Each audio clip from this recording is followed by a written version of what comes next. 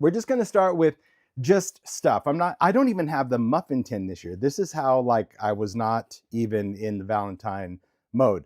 But I went and gathered some stuff, and this is just a reminder that anytime you're making for any season, just go through your stash. Go find it. Go look for stuff and try and figure out exactly what you have and maybe what you want to create with. So I just took some random stuff. Obviously, Distress Spritz, I'm going to use this today because it does add just some great sparkle splash, if you will, to backgrounds. If you had any other stuff that was made, maybe fill up a tin or box of like potential backgrounds, cut up pieces, pre-embossed pieces, stenciled pieces, scraps, just stuff that you have. It is good to kind of purge your scraps and take out things that maybe would work, because you don't always have to start from scratch.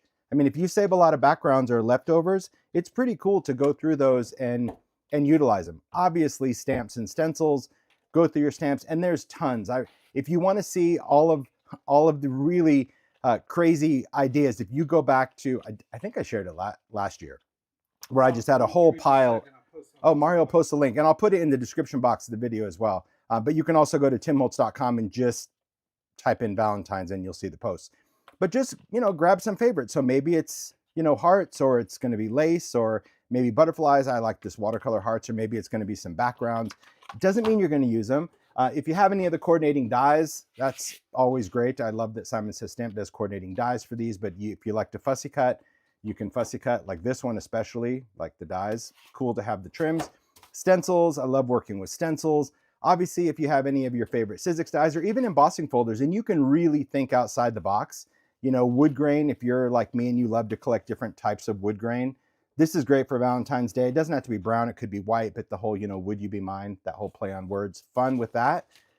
If you have this 3D embossing folder, it comes in regular, and then of course a large A5. These have all the numbers, so this is great really year round. You can emboss this and then just cut out the number 1 and 4. So if you're doing 14 for Valentine's Day, or if you're looking for stuff for Halloween, you can do 31 or 24 or 25 for Christmas. I mean, it's just a fun embossing folder, especially if you like the whole letterpress print block type of thing. Just remember that this folder, again, is cool, and the different scales. So that's kind of how I start. I just gather first, because I think it gets over the whole fear of, do I need to do all of the things? Question, where are you getting the product image for coordinating dies? I am printing them from my own printer. Absolutely. Yes. I'm just going to the index on timholtz.com. And if you click the little arrows to enlarge, I just download and I size it to whatever envelope and print it. This way I know. And I do have my dies in a binder. So then if I have a coordinating die, I made these little stickers. And so I know that the dies for this are in binder 1. That's just how I organize, but maybe it's bin 1 or whatever it is that you're coordinating. Some people like to put both of these like in sleeves or pockets. So yeah, storage is personal, isn't it? It is. There's so many cool different ways that everybody organizes, and at the end of the day, it's got to be what works for you, right? That's it.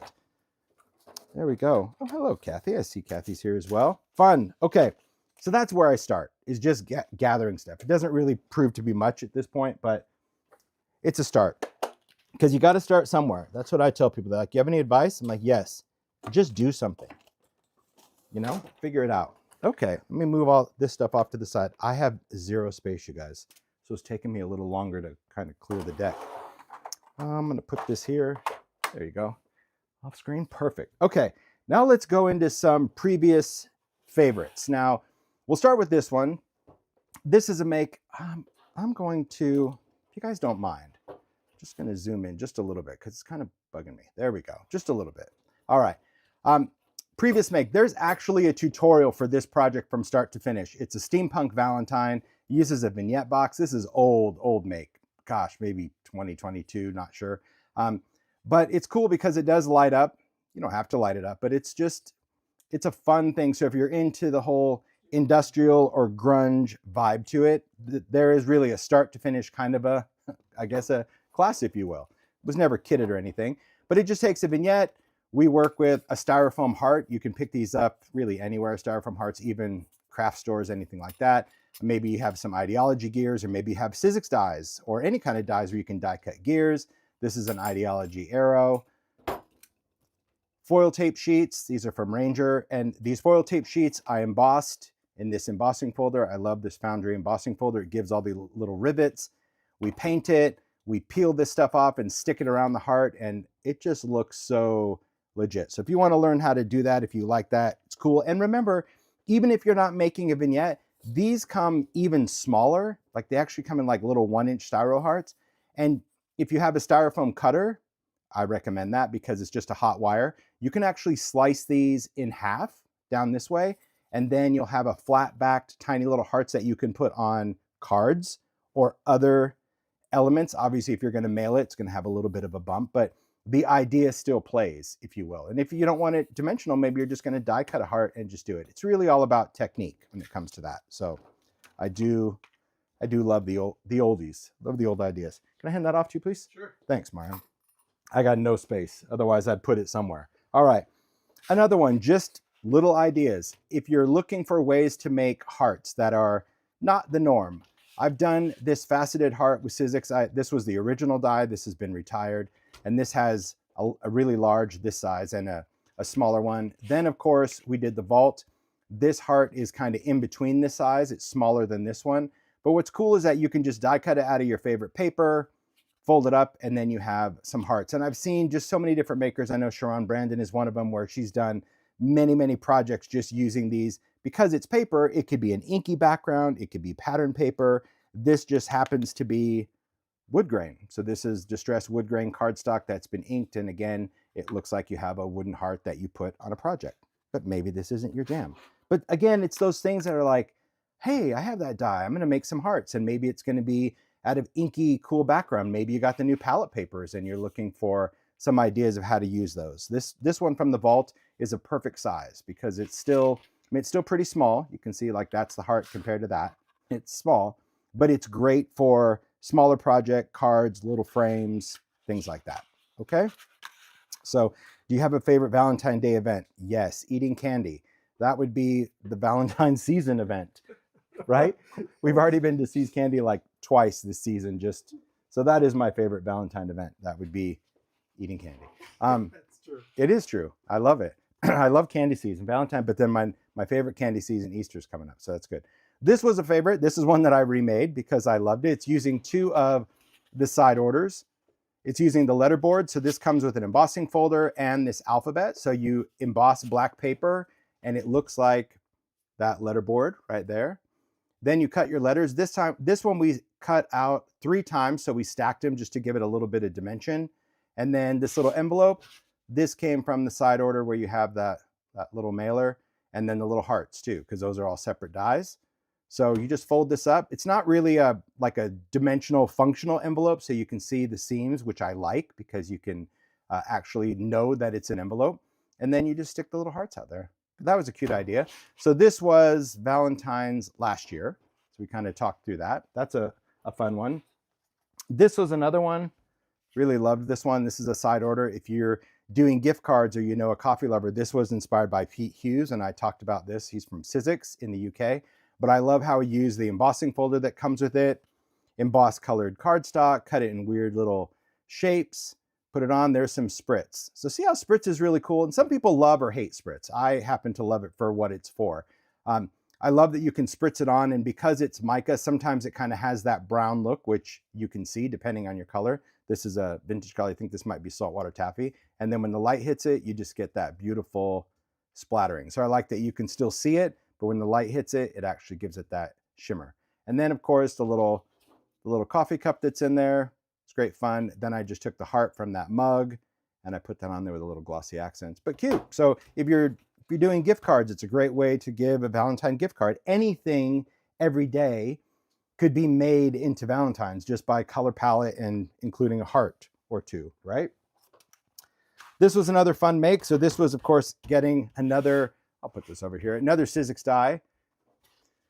I loved all these. I loved all of these, just these bold sentiments. And we did so many bold texts. I've done these in stamps as well, but I like the idea of just having some large quotes that are words. So all of these, you know, it cuts out the quote. So there's love you right there. So it's more of a panel. You just put it on there. So this one, the little Spritz, that's some Kitsch Flamingo, and just put it over an inky background. Put it in a frame.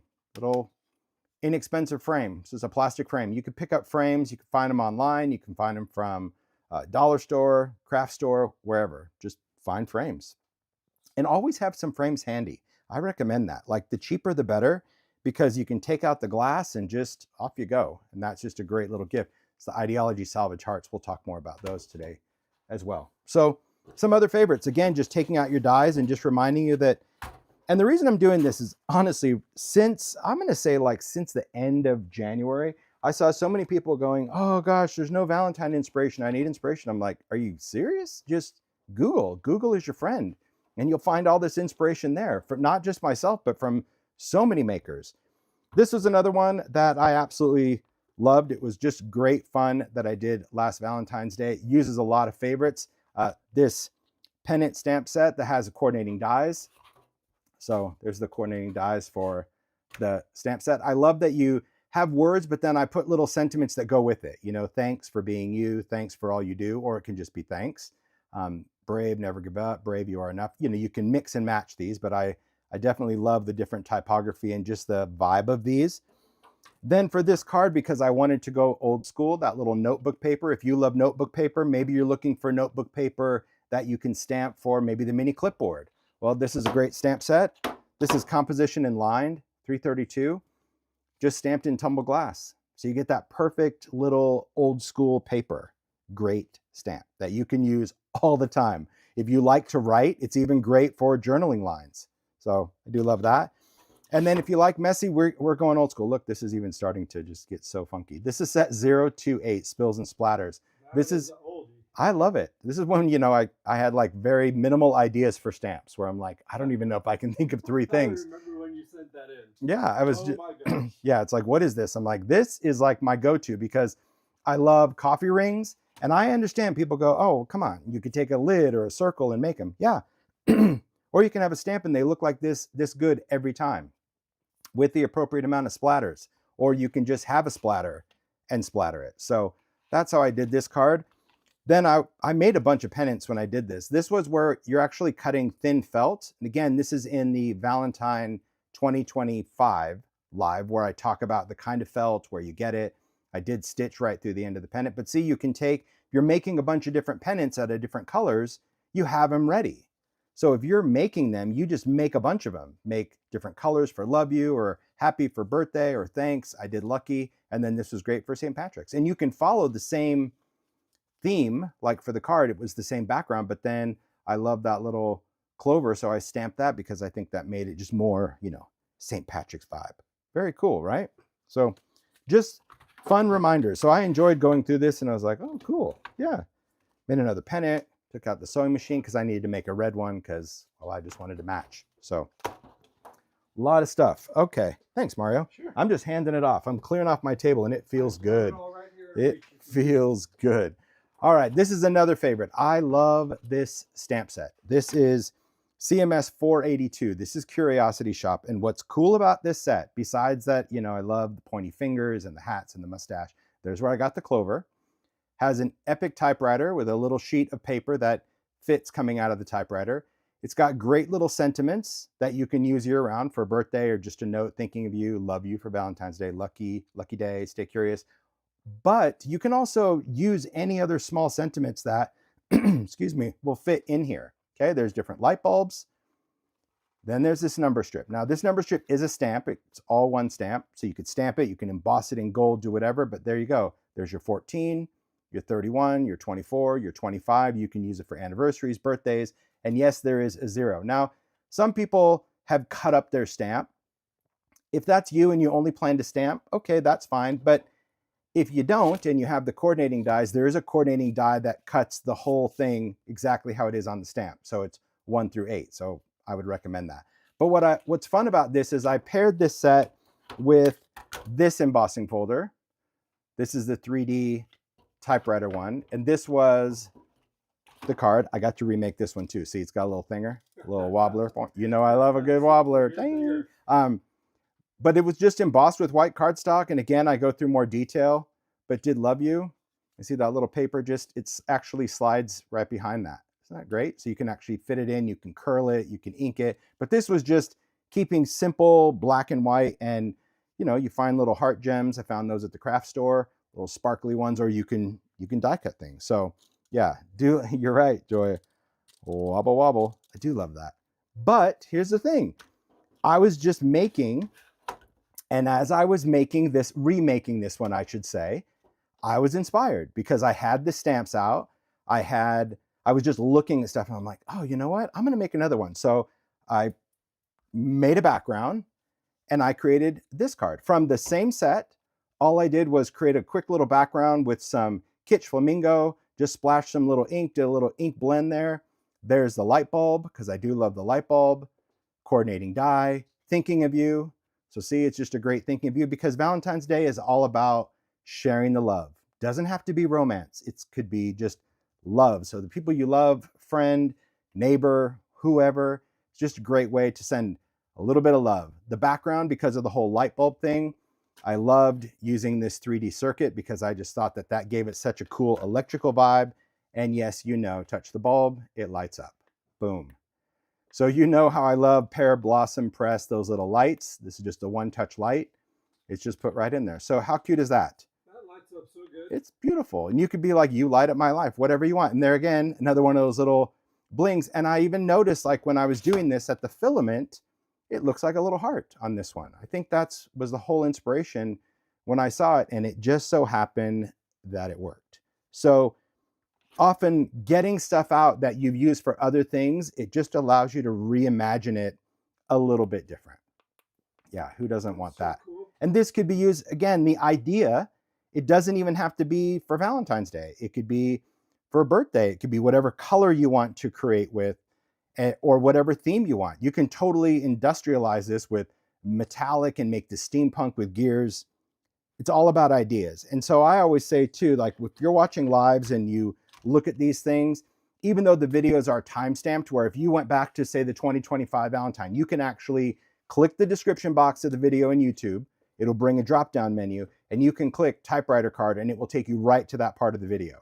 So all of my lives get time-stamped usually the Monday following. Okay, that's when the chat goes away. It gets kind of trimmed down so it's just more efficient to rewatch. But writing things down for yourself, like on a note to say, oh, this is cool. Like just remember like light bulb card, Valentine 2026. This way you kind of know at least where to go. You can also go to timholtz.com, and anytime I share stuff in a live, I'll actually put thumbnails of what's in that video so you know where to actually see it. But there you go. I know. Can you tell? One more time the name on the I lights. just can't. This is from Pear Blossom Press. They're the ones, and they do a lot of different lights. This is their one-touch light. They sell them like in a 3-pack or a 5-pack, and you just break them off. It comes with the batteries. You put it in. It's got a little button. You put it. The mechanics are actually under the sheet of paper, and you know, like you can position where you want your button to light it up. Can you tell? Light up and wobble like I am. Look at that. I am just I'm a 5-year-old. I can't even help it. Absolutely love it. So are the layers in your light bulb card a die? If you're talking about this part, yes, there are coordinating dies for this stamp set. The same dies I used on this one, and then the background's the embossing folder. So fun, fun, fun. Okay. Ideas. There's ideas and inspiration everywhere. That's what I hope you kind of remember, is just keep that in mind. Okay. Thanks, Mario. Sure. This one is a blast from the past. This is old school. Okay. I really don't even know. I think I did talk about this in a Valentine one, but I don't really know. Mario might have the link for this, but this was old school. This was where I used texture paste, distress paint to make like this grungy conversation heart paper using the stencil from Stampers Anonymous, which I'm going to talk about today as well. Put it on a vignette box. So and it wouldn't have to be grungy if you didn't want to grunge it. I just love the grunge. And then just using typography. So if you have typography from Idea-ology, get out your letters and glue them on. Make whatever sentiment you want. This one's really old, but I liked it. And I gave it to Mario and he has it. And that's why I was like, hey, do you have that thing? It's probably gotten a bit yellowed on the background, but hey, I love it. It's great. There you go. Now you can have it back. I'll put it back. Thank you. Oh, thanks, Mario. Okay, so now just other ideas. When you have dies out, okay, because let's face it, as makers, sometimes we want to create, but we don't have the finished project in mind. That's okay. Don't let that be an excuse to not do anything. right? You have to make time to make. So get out some stuff. And even if you have like this literally was a background that I ripped at some point. And where did I put it? I put it in that tin because I just had a background in there. But I love the colors. So I wanted to make some little hearts just so I had them to glue on things, because that's what I glued on the card with the pennant. I just like to have a bunch of them. So if you have dies and maybe there's a little heart that you like, or there's a background die of a bunch of hearts, I just use that one. It's just a single heart, and you can see that I just cut. I kept this because who knows, this could be a cool background for something. But now I have a whole little dish of hearts to use as embellishments. So if you don't have the bling, you don't have any of that, you have these at the ready. So that's just something that you're watching a show, or you're watching this live on YouTube and you're just doing something, and save the pieces so you have it. Okay, so it doesn't have to be this die. This is just a vault die, but I'm sure you probably have heart dies, or maybe it's a paper punch. I just like that dies, clearly you can pretty much hit every spot on there. It's great. All right, another one, clipboards. I went clipboard crazy over Halloween, making little treat things, but this is a great Sizzix die. This is noteworthy. Has the dies to make this little functioning clipboard. This was this is just a piece of paper out of a notepad, but now I talked about the stamp, you could stamp your own, but go through your sentiments, and maybe you have different sentiments. These are all from Stampers Anonymous. So you can stamp little, I love the whole splatter idea. This is a mini splatter, because that splatter stamp that I showed you, it comes in mini as well. So I love the fact that you have two sizes of it, but just made the little pencil. I did that tutorial for Simon Says Stamp.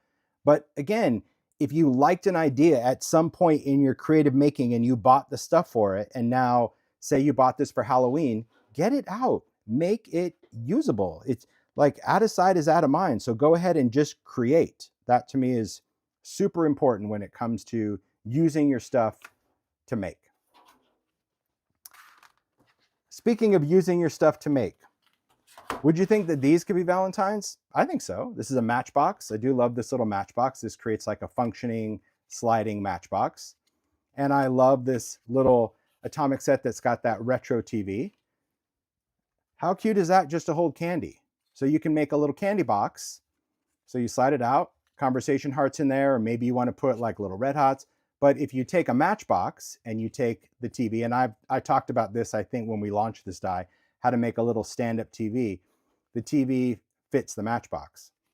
So now you have a little, well, you can see it's a little stand-up TV, it'll stand up. But how cute, just to put some little treats in, create that whole idea. That to me is, it's fun to get out little things and go, how could I make that Halloween? Or how could I make that Christmas, right? I talked about this, that you could put a little bottle brush tree in there at Christmas time, or you can put some creepy stuff in, candy corn for Halloween. So if you have this TV die and you bought it and you haven't used it, well, get it out, use it, play around with it. So just a great way to create for the season. But yes, this is like, that's my jam. So cute. Anything with candy. I love a little rock star in there. It's hilarious. Hilarious ideas. That's what I do. I just start purging through buckets. I'm like, oh, yeah, that TV is going to hold some candy this year. That's it. Can I hand you some of this stuff, Mario, please? Thanks. Here you go. Give you stuff. And I'm just buzzing through, and then we're going to get into, kind of some different backgrounds and different inking. Okay. Another favorite. If you like to create roses or flowers, this is the Sizzix Vault Boutique die. This is perfect for Valentine's Day as well, because it has that little die of a doily. It's got a bunch of butterflies. It's got the little frame, the little flowers. Okay. But it's got this little die, and I demoed this. Mario, I think I sent you the link, for the flowers. If you can post that. But this is creating these tiny little paper roses. And now that we have palette paper, you could use backdrops, you can use inks, you can use whatever. But now that we have the palette paper from Idea-ology in 12 by 12 and 8 by 8, you can take these papers, and I love these little strips. These strips are going to be great for that die. So you can use any of the design that you want to create.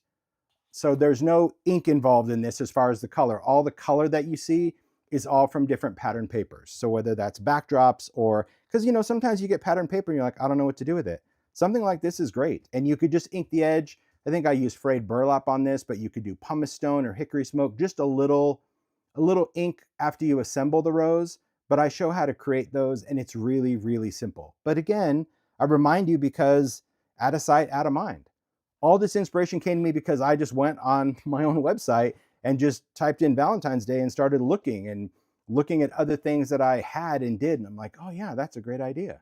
So keep that in mind when you're looking for stuff to do that you can just make a bunch of roses, a bunch of flowers, and then you have them. You can put them in junk journals. You can put them anywhere you want. Okay. So that is the boutique. I did this as a SKU. I did a tiny tattered floral and all of that, but this rose is a different size. And to me, it's like the perfect size for, because you could cluster these and put them in a frame. And how do you put boutique on sale? Oh, sweet. I know that Sizzix is sold out of boutique, so get it while you can. I hope it comes back. I never have the control. I'm not complaining. I'm not. What I am doing over here, I am looking through a million of my drawers, and Mario can hear me. I don't know if you guys can off camera. I'm like, open it. I know where it is, but I cannot find it.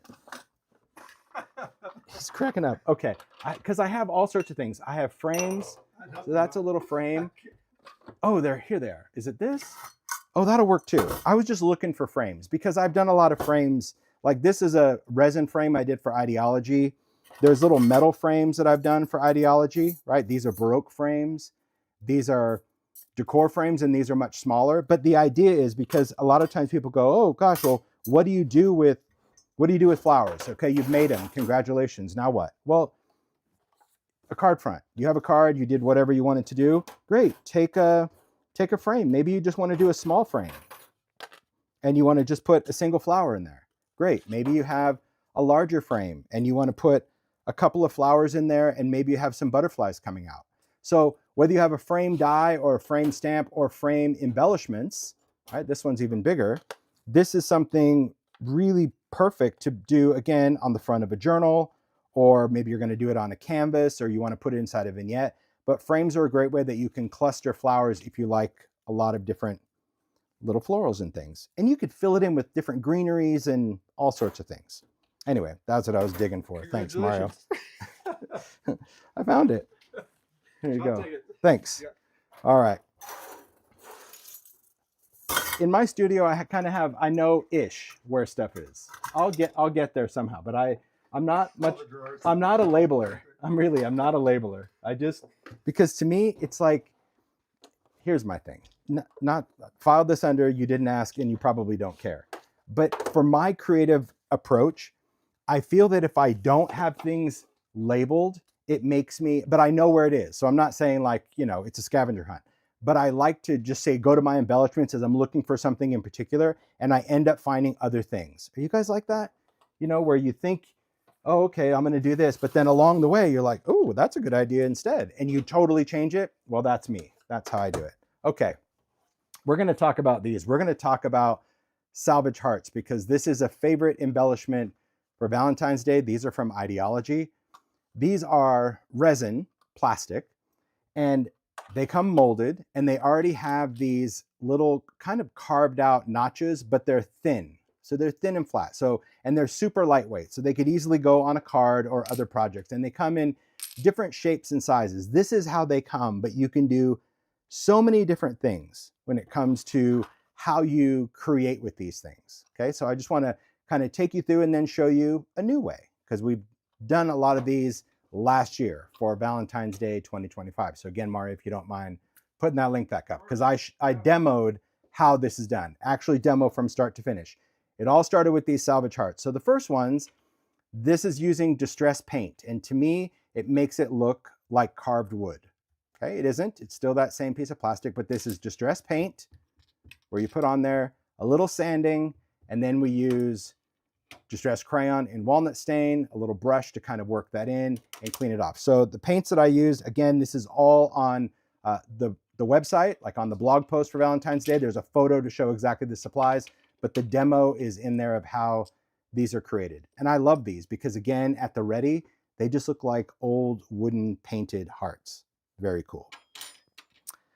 The next ones, if you like a little bit of metallic, these are done with foundry wax. Now, could you do metallic paint? Yes. Will it look the same? No.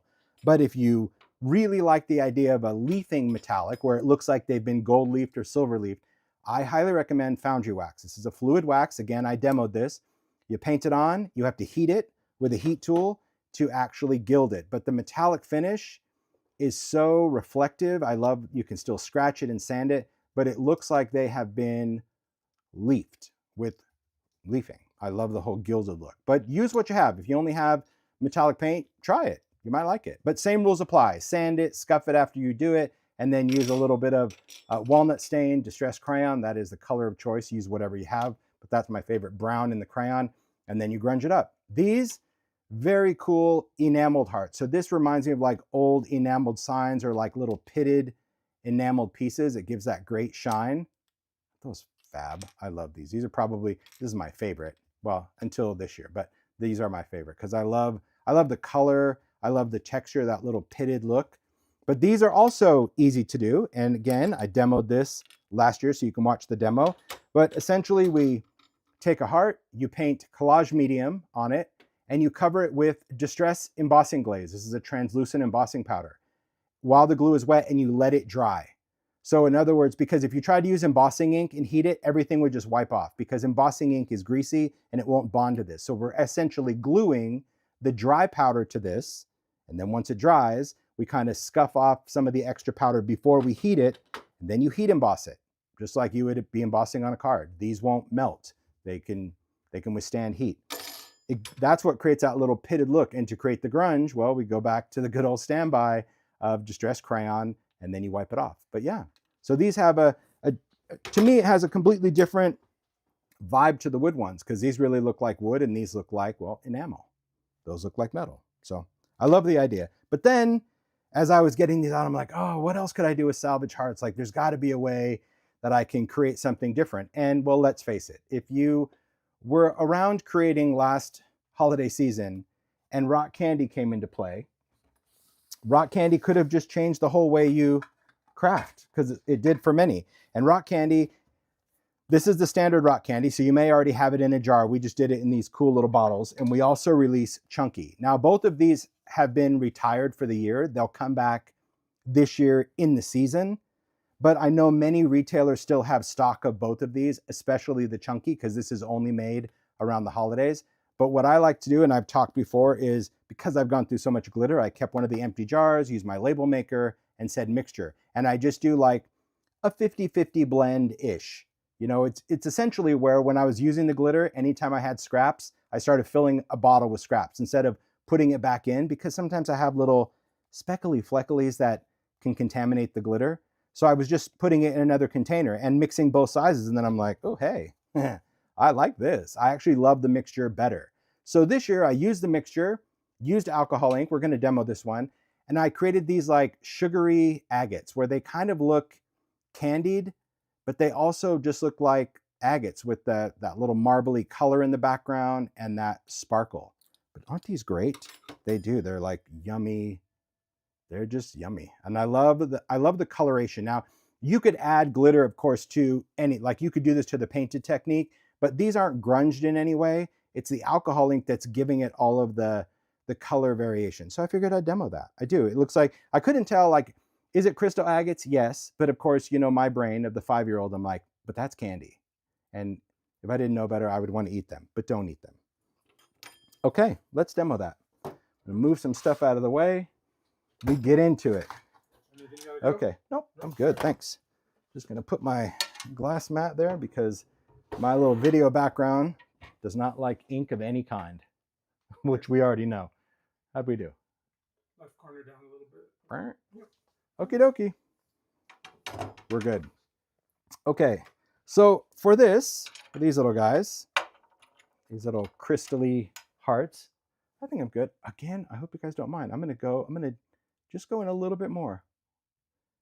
Or no, I'm not. No, okay. I'm afraid to zoom in because, well, because I just think like if I do something like, is it gonna flip the camera? Is it gonna do whatever? Is this, let's see, I'm gonna look at the screen. Oh, that's pretty close. That's fine. You guys will be fine. I'll be fine. You're not worried. Okay, we're gonna talk about alcohol inks, and we're gonna use alcohol inks on these because there are so many different mediums that you can use. As I talked about, we talked about using distress paint. We talked about using embossing glaze. We talked about using foundry wax, right? So many different ways that you can color, but we're going to do alcohol ink. This is going to drive me crazy. Oh, sweet. You guys like that? Oh, I like that. Okay, thanks. I just get a little nervous. Okay, so alcohol inks are designed for non-porous surfaces because you couldn't use distress ink or oxide or spray stain on these because these are plastic. And ink and oxide are designed for porous things like paper. These alcohol ink, non-porous. So think of things like plastic, metal, glass, gloss paper, anything slickery, okay? You can use these inks. I'm going to show you how to do the sugary thing, but if you just love colors and you take some just basic colors, so take like a pink or red, take a blue, take a yellow, like just take your primaries, but it could be any variation of that, and you just literally drip it directly onto a heart, you can create some beautiful mixed media style salvage hearts, okay? So this is, isn't that cool? Those are so cool. So this was literally dripping pink, dripping turquoise, and dripping yellow and letting it do its magic. So obviously when these started to overlap, it turned a little green. When these overlapped, it started to turn a little orange. And when you get a lot of thick alcohol ink, it kind of gets a little dark and disturbing, but I loved it. I left it there. So because that's of course dripping it on. If you ever want to lighten the alcohol ink at all, just going with a little bit of isopropyl or blending solution. So this is 91% that I use. So that's a quick way to thin it out, or you can use blending solution. But this one, because we drip it on, drying time on these, you're going to want a good 30 minutes. And typically alcohol ink dries in a matter of, minutes. This one's just longer because we put it on, but it's the thickness of the ink that's giving it this crazy shine.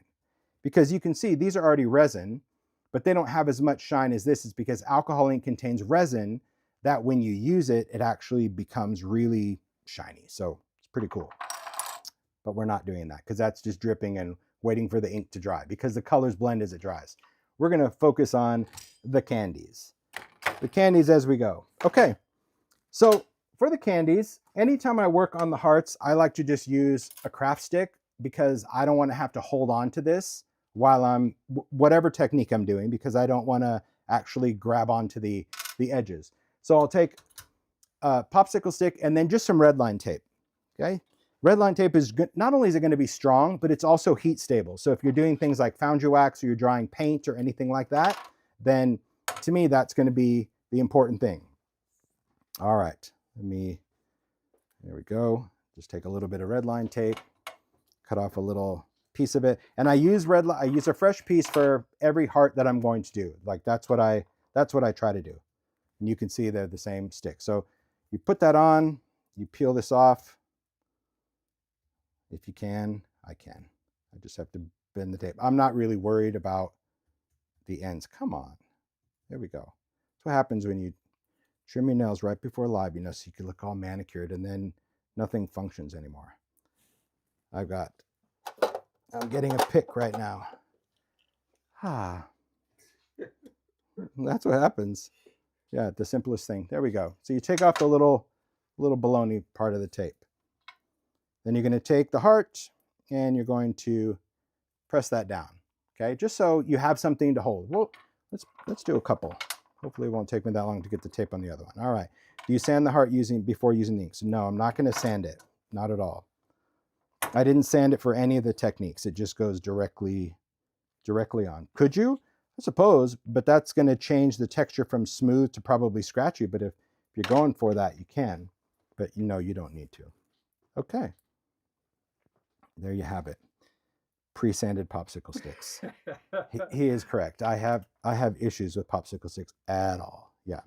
Alcohol inks act similarly on other, absolutely. If it's metal, plastic, glass, alcohol ink. And I've done many demos where you can drip it right on the metal charms or, on the glass domes, anything. Yeah, alcohol ink is amazing, really is. Yeah, they have to be smoothie because I have a tactile issue. Thank you, Mario, for calling that out with popsicle sticks. Yeah. Yes, yeah. Okay, so here's what we're going to do. We're going to work with color, but I don't want to drip it directly on there because I'm not going for that thick color that I just showed you here, right? Could you drip it on? Yes. Could you use a makeup sponge? You can use whatever tool to apply it, but here's how I apply it. I have a palette. These are just empty palettes that I do with Ranger.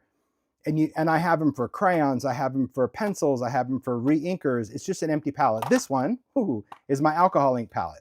So when you drip alcohol ink in there, it dries. So this is all dry. But the cool thing is that if you want that color to reactivate, all you need is a little container, some isopropyl, or you could use blending solution, doesn't matter. Just gonna squeeze some alcohol in there.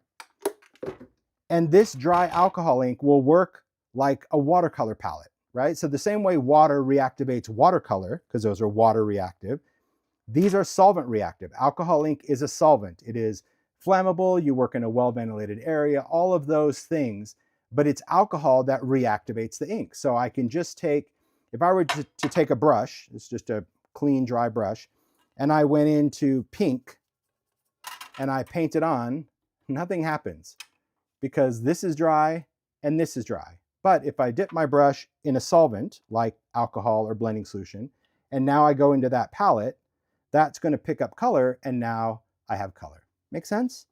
That's it. That simple.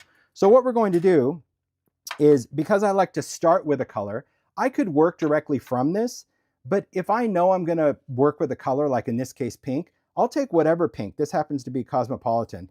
I don't have like a palette for every color. I just kind of have like pinks, bright reds, dark reds, but you could have a palette devoted to whatever color. But I put a drip in there because that's going to give me some good coverage to start with. See, because it's fluid ink.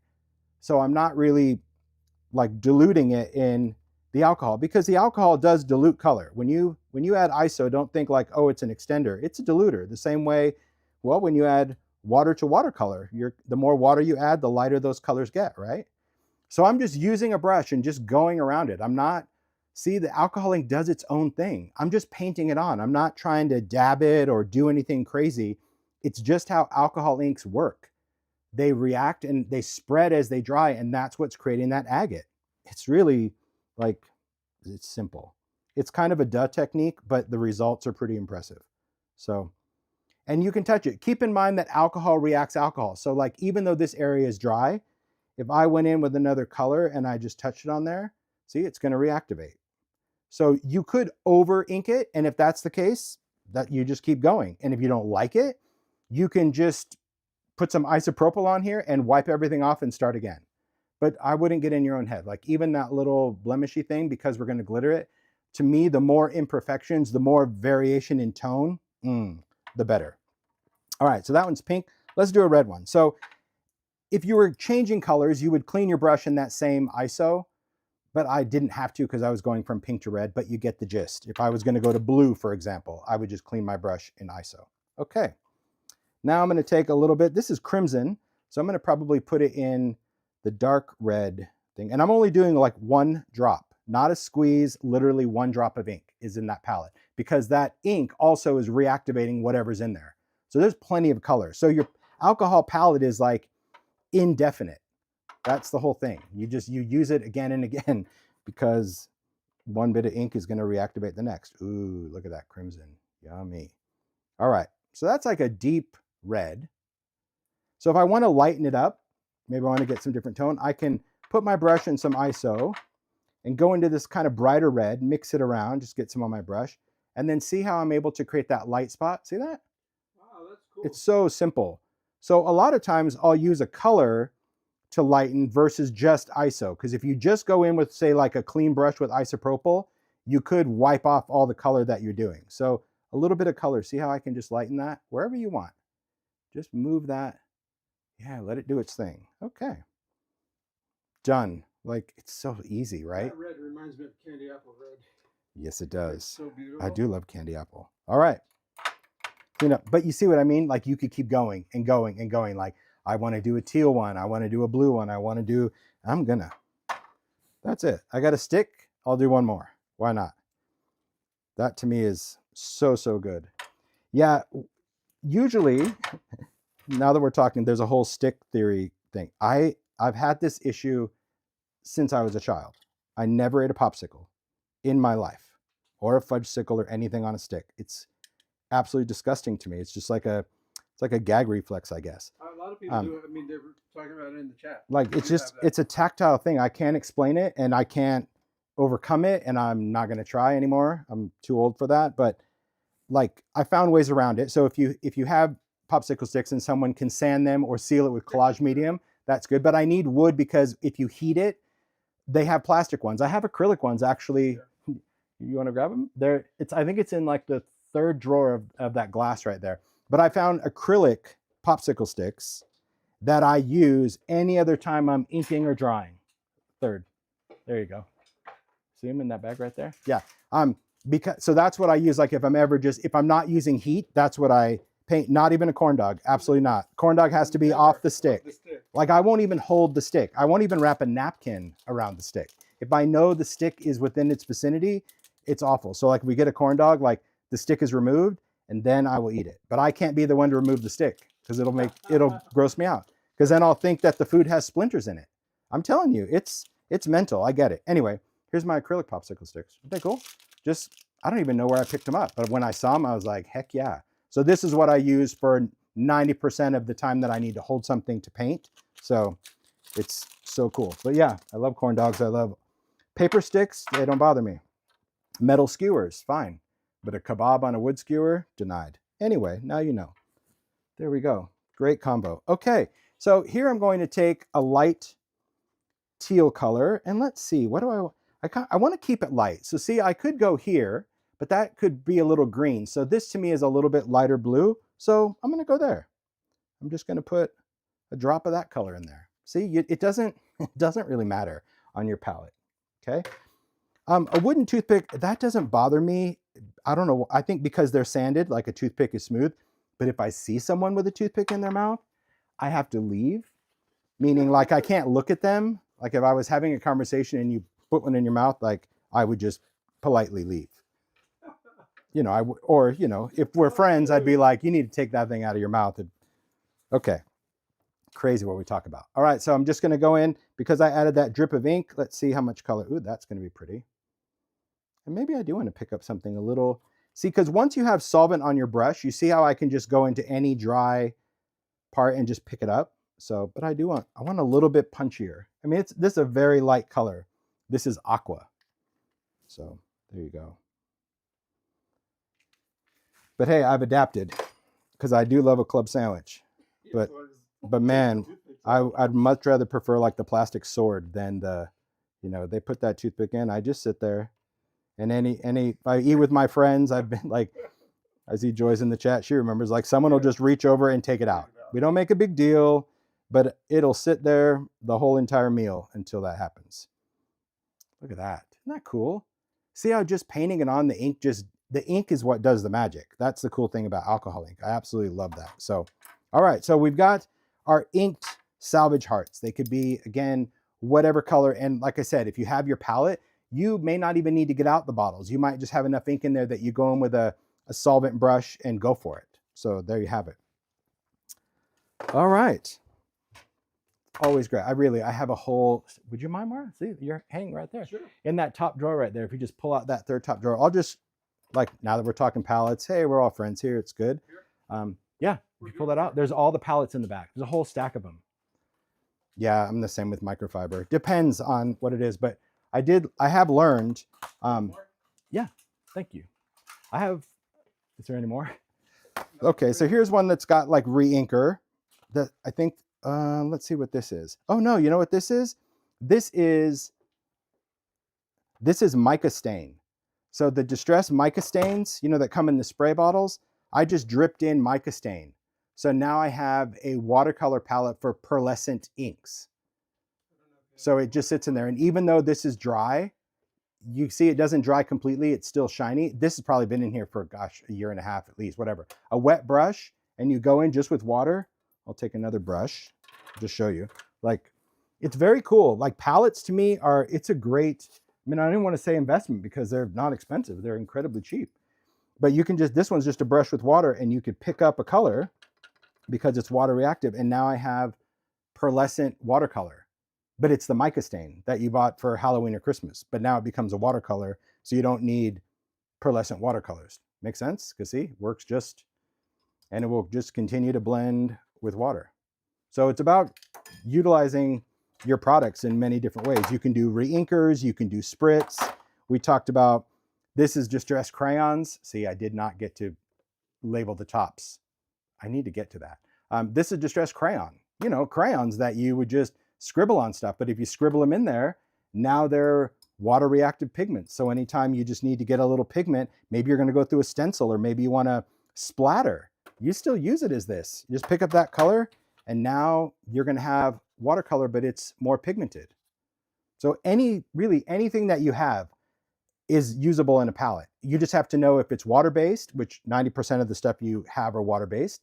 You just use water. And if it's solvent-based, you just use solvent. And then you have watercolors. So it's so many things. Or if you sharpen your pencils, a lot of people made watercolor palettes with the shavings of the distressed watercolor pencils. You can even add a little bit of water and mix it so it becomes a paste. Yeah, palettes there's still a whole other stack, but I'm just not going there. Thanks, Mario. That's how I get, because there's oftentimes I just want color and I don't want to get out my stuff. I'll just take it and go for it. So spritz will just add like a little shimmer. So I have spritz because I can just take a wet brush and just paint spritz, say, on the petal of a flower without spraying it on there. So there you go. Okay, so these are long dry. They've been dry like on here because we painted it. It probably would take maybe 60 seconds for the ink to dry. All right. And what we're going to do is we're going to add a little sparkle, a little shine, a little sugary goodness to these. All right. So what I'm going to use is I've got a little container for glitter because I want something to be able to pour some glitter into.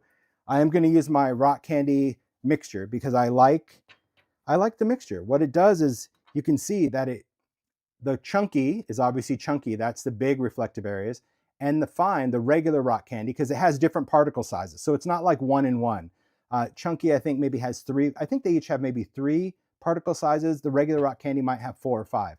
But it just gives you such a different variation in size, and that's why I prefer the mixture. My glue of choice, glossy accents. And I'm sure that people are going to say, well, can I use collage medium? Can I use resist spray? You can try a lot of other things. The thing to note is that unless you know what this is made of, it could contain some type of ingredient that will react with the ink.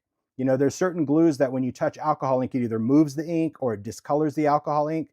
But more importantly, I want something that's going to dry fast, because glossy accents does in fact react with alcohol ink and change it weird colors.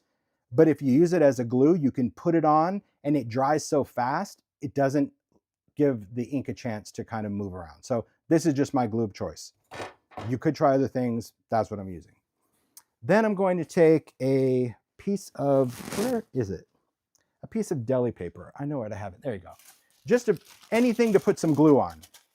Okay, and I'm sure this is going to cause anxiety for a lot of people. I have a dedicated bottle of glossy accents that I use to paint. Okay, if I'm going to use glossy accents as an actual accent, I prefer the mini bottles, which I have in my drawer. That I have a mini bottle of glossy accents, and that is what I use to apply over a heart or on a card, or Mario's looking, it's in the bottom one right there. Because that little one, it never clogs on me, no matter what. So I use it to add all sorts of little details. But thanks Mario, sure. That little one. So that one has the tip. It's a great little tip, and I'll just use it on my cards. But I love to paint with glossy accents because it's a great glitter glue. I use it on bottle brush trees. I'm going to use it on this. So this one, it has no tip. I've cut it off as soon as I got it. If you're going to do this, you need to store it upright. If you lay it in a drawer, the glossy accents will literally fill the cap. So I have it just sitting on the little ledge, and that's what I'm using. So just so you get it, because what I can do now is see, just easily squeeze out a blob, and it's the perfect glue. So that's my tip. But you can try to squeeze them out with a little schnozzle. It's fine. We want everything at the ready, because like I said, glossy accents dries quickly. So let's move the way we work. We're going to go from here to here to here. Okay, let's start with the pink one. Now I'm going to a flat brush. I'm going to pick up some glossy accents and pretty much load up my brush, and then just start painting it on. And you want to paint it all the way around. You want to work as quick as possible. You want it to be somewhat thick, but not too thick, but you don't want to just paint it until it's thin. Like if the brush is starting to stick to your project, you waited too long or you put it on too thin. So now I'm just gonna, I don't care about brush strokes. It's on there, I feel it. Now I'm just gonna dump the glitter right over the bin and I'm just gonna move it around. So could you have this filled and like shake it in there? Absolutely. You could put the glitter in here, and if these were loose, drop it in and shakety shake. But this, I like to cover it. Doesn't really matter. And there you go. That's my sugary agate. Look at that. It's like diamonds. Isn't that beautiful? And I don't press it in. I don't smash it. You just let it dry. Drying time on this is probably going to be just a couple of minutes, and that's it. The reason I do thicker is because glitter, they're just a bunch of little flat plastic pieces. What makes it sparkle is how it hits the light. So when you have thicker glue and you dump the glitter like I did, some glitter lands this way, some lands this way, all different angles. So that's why when the light hits it, different parts of it sparkle. It's no different than why they have so many cuts in a diamond ring, because all those facets are going to catch the light no matter how you turn it. So just keep that in mind when you're using glitter. If you're in the habit of like pressing glitter down, don't. You just want to leave it on there. So that's one. Off we go. Sugary goodness. It is sugary goodness. I'm just going to pick some of this up.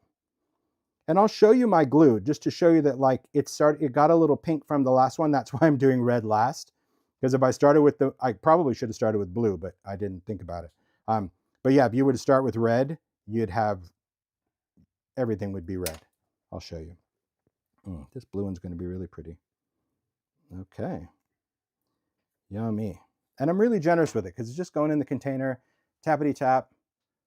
Ooh, look at that. Ooh, look how we have a facet like right in the middle there. So cool. See? But you can see the alcohol ink. See the striation of color if you're like, why did you use alcohol ink? Just because I like that variation of color. If you wanted this just to be one color, you could easily do this if these were painted, right? That would be fine. I just chose alcohol ink because I love that look of it. It does give it more of an agate look. Okay, so just real quick, just so you can kind of see. See how there's a little bit of pink? I told you glossy accents will react with alcohol ink, but if you work quickly, it doesn't have time to react, if that makes sense. So keep that in mind. If that happens, then just wipe it off of your brush and on you go. So it's not going to be destroyed.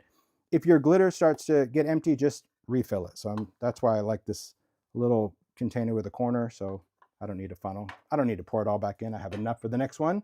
All right. So this little bit more glossy accents. So think about all the different things you can do that to. If you have, I mean, it doesn't even have to be plastic. As long as the paper that you're using alcohol ink on is like glossy or slick, maybe you have like that white coated chipboard. You could alcohol ink chipboard and glitter it. So you can alcohol ink a lot of different things to do this little sugary technique on if you want. Or if you have gloss paper, you can put that on chipboard. Okay, now we're going to do our red heart. Yum. So good. But you see how the stick just makes it like you don't have to worry about holding on to it or it slipping out of your hands. All right, so there's my glue. You can see it's just wet, nice, and sugary. I'm going to get it at the top. Okay. Beautiful. Fabulous, huh? So good. All right, so let's check our brush right now. Oh, see, not bad. Not as red as I thought it would be, but it's got a little tint to it. This, just clean with water. Glossy Accents is water-based. So there you have it. There's our little sugary hearts. We're just going to let that dry. So if you remember during Christmas and you saw some of the lives where I was like, you guys, be sure that you're stocking up on rock candy. Don't think it's just for Christmas. It isn't. Like, to me, this is like creative sugar. That's it. So anything you want to add a little sugar to, Valentine, Easter, Easter eggs, like any kind of sparkle, it's the way to do it for sure. All right, so those are hearts. We're going to let it dry and then we're just going to peel it right off of the tape. We're good to go. Beautiful, huh? I do like that blue one. Turned out good. I like all of them. But doing this is one of those things when I talk about compartmental making where you're just going to sit down, watch a show, and then off you go. You're just going to just do your thing, and then you'll have a whole little container of these for an embellishment on whatever. Or maybe you're just going to put them in a bowl and look at them and smile. And that's great. That, to me, there's a make right there. Making it smile. Yeah, the mixture of rock candy is where it's at. I absolutely love it. Okay, let's move on. I'm just going to move this stuff out of the way. Put these over here. I'll come back to those because I didn't want to pull those off and add them to the bowl. I can't help it. Okay, So depending on what's on my glass mat, I have a little something here. If I have alcohol ink, you can just use solvent, sanitizer, because it has solvent. There you go, brain, catch up. I just use hand sanitizer to clean ink off the glass because it's gel and it's cheaper and it does a better job, I think, than hosing this down with isopropyl. If this is all you have, yes, you can squeeze alcohol on there and it would do the same thing, but it dries really quick. So I like that the sanitizer gives me a little cleanup time. So I use that to clean. Okay, next up, let's see, what do I want to do next? What do you want to do next, Tim? Oh, let's do this. Let's talk about this. This will be fun. Okay, because we're in the sparkle zone, why not just continue? Sometimes a product will come out during a season and it gets a lot of love during that season. And then as it is for most makers, it just goes in a drawer and is forgotten about. But there's a couple of products, much like rock candy, that really could get used often throughout the season if you just remember you have them. So there are two texture pastes I did in Distress. They're both called texture paste, but one is Twinkle and one is Sparkle. Okay, these each came out a different year, a different season. The first one was Sparkle, and then Twinkle came out last year. If you look at the labels, they're both translucent gloss paste with glitter flecks, So the same kind of description, but the difference between Sparkle and Twinkle is Sparkle has a little mix of metallic glitter. So you can see it's kind of a platinum color. This one you can't even see really on camera. This is an iridescent glitter. So Sparkle is like sparkly metal. Twinkle is like twinkling stars. The cool thing about this is that when you use it, you can use it over inked things. So I'll demo this real quick just to show you. So you could take a stencil, which I did, ink through it, whatever inks you want, oxide, distress ink, anything you want to use, or paint, doesn't really matter. And then you're going to apply this paste. And the difference between the two pastes, this one is Sparkle. So this one is metallic. So you can see, even when it's not sparkling, where it kind of looks like little flecks of pepper, that is because Sparkle is a metallic glitter and metallics are opaque. You can't see through metal, right? So that's why when it's not sparkling, it just looks like little dots, which is not bad because when the light hits it, it has just that beautiful metallic. Twinkle is iridescent, so you can't see through. It's see-through, so you don't get those little flecks, but when the light hits it, you get that wonderful holographic twinkle of glitter. You also get the gloss, because after all, these are translucent gloss paste, so even your ink blend, that's why I did an ink blend, shows up. And I love the look of this. So this could be something that maybe you're going to do through a stencil, maybe you're going to die cut, maybe you're going to do whatever, but if you have these pastes and you haven't used them, what are you waiting for? Because you can use them anytime. This is one of the ones I demoed where I just took a stencil. This is one of my stencils with Stampers Anonymous, all these circles, and just ink blended all different colors to show that the nice thing about having Twinkle is that it looks different depending on the color that it goes over. You know, the darker the color, the more twinkle you get, the lighter, it's still really subtle and pretty. And I love the texture. So you can see the little striations. That's because we apply this with a palette knife. All right, let's do it. So let me see, where did I put, I just have to find out where I put everything. There we go. We'll take some inks. Mario's awesome. As soon as I say, let me look, he's like, he turns around, he's like, woo, woo, woo, let's go. Let's see. Okay. You can use whatever kind of grippy, sticky, whatever. Sometimes I use a media mat. I have to say that I kind of love this grippy mat a little bit. I don't know why, but I do. This one, this is the Ulta new one. I think what I like about it is that one side, see, it's like these little diamondy things, and then one side is slick. And I don't know if I'm using the right or not, but the solid side is what I put on my glass because I prefer the little bumps because it doesn't, it's grippy, but like, see, this is like seriously grippy. Whoa, I just ripped that right out of frame. But you don't have to use a grippy mat. You can use, hey, I've come a long way. Remember, I was so anti any mat. I was just using tape. I still have tape here, so don't kid yourself, but I do like it. Okay, let's just do a small sample because it's not a huge deal. I just want to show you. So maybe you're going to already have a background that's already cut. Okay, that's just watercolor paper. It could be whatever it is that you want. I use my media grip a lot. Just so somebody say they love the grip mat. I have all of mine already cut. I use it. This is what I use mostly if I'm doing a lot of ink blending. But if I'm doing paste, I just find that something a little grippier. Maybe it's because I'm dragging the palette knife. I don't know what it is. Okay, stencils. Let's take a look here. Let's see what we want to do.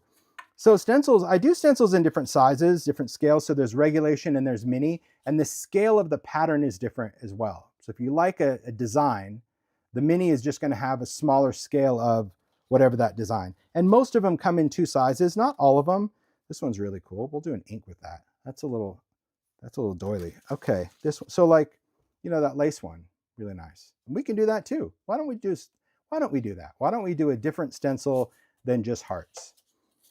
I say we do that. So let's see, do I want this big scale or do I want a smaller scale?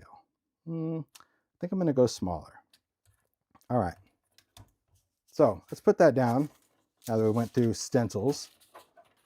Okay. Then I'm going to take some inks. Now again, you can use ink or oxide. All of mine now live in general population together. I love it. In my mini tins, I have the ink and oxide of every color. I do love that. And now, of course, they're all labeled. The tin is labeled. Oh, life is good. That was such a fun, I don't know how long it took us, a week, maybe more. It was fun. Man, it was fun. Okay, so I'm gonna pick some inks and some oxides. Why? Just, I like to work that way, but you do what works. Sometimes an ink is just gonna be way more saturated in a color. So I'll probably do like Kitsch Flamingo ink because I want that punch, but I'll do maybe Tattered Rose. I think I'll do Saltwater. No, I'll do Tattered. Tattered in an oxide. Maybe I'll do a little Picked in an oxide. But if I want to punch a red, maybe I'll do Festive Berries in an ink. There's no right or wrong. So don't think that I'm, you know, doing this to confuse you. I'm not, because it doesn't matter. It's whatever you have and whatever you like to use. But I will say that if you have both, don't forget about them, because to me they have, I'm going to use ink and oxide of the same color for Shaded Lilac. They just have a really cool effect. Different result as well. Okay.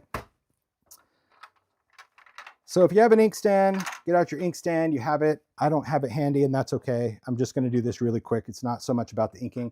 I've got my, these are just the tiny blending tools that I put in acrylic rack. This is labeled Distress Ink, so I know these are for my ink. And I have another one for oxide. So I'll have them kind of on different sides, just so you know, one is ink, one is oxide, so I don't have to clean them. I've talked about this in a video where I got the rack, how I, you know, just use Distress Paint to do the color dots, but this has allowed me to, I'll be honest, use way more ink than I used to. And I realized that probably the reason I wasn't using so much ink was out of just sheer laziness on my part. It was, you know, where I'm like, yeah, forget it. I can't be bothered, but here I am. Okay, let's go. I'm just going to start with a little bit of pink. So I just take that and just kind of rub it right over the top of the ink pad. Doesn't really matter. Also doesn't matter how I put the lid on, am I right? Yeah. Okay. Just going to put some color on there. So I'm using ink on this because, again, I want to put on probably the most intense version of a color. Then I'm going to go into a little Picked. Does it matter switching like from ink to oxide to ink? No, it doesn't really matter. This is what I would consider warm pink, so I'm going to save that for Tattered Rose. This is a cool pink, so I would use Picked Raspberry, Kitsch Flamingo, you know, that sort of thing. And then this, I'm just going in a couple areas. Again, I'm not thinking about it. Thinking is overrated because you can always go back and just blend stuff, okay? There we go. There we go.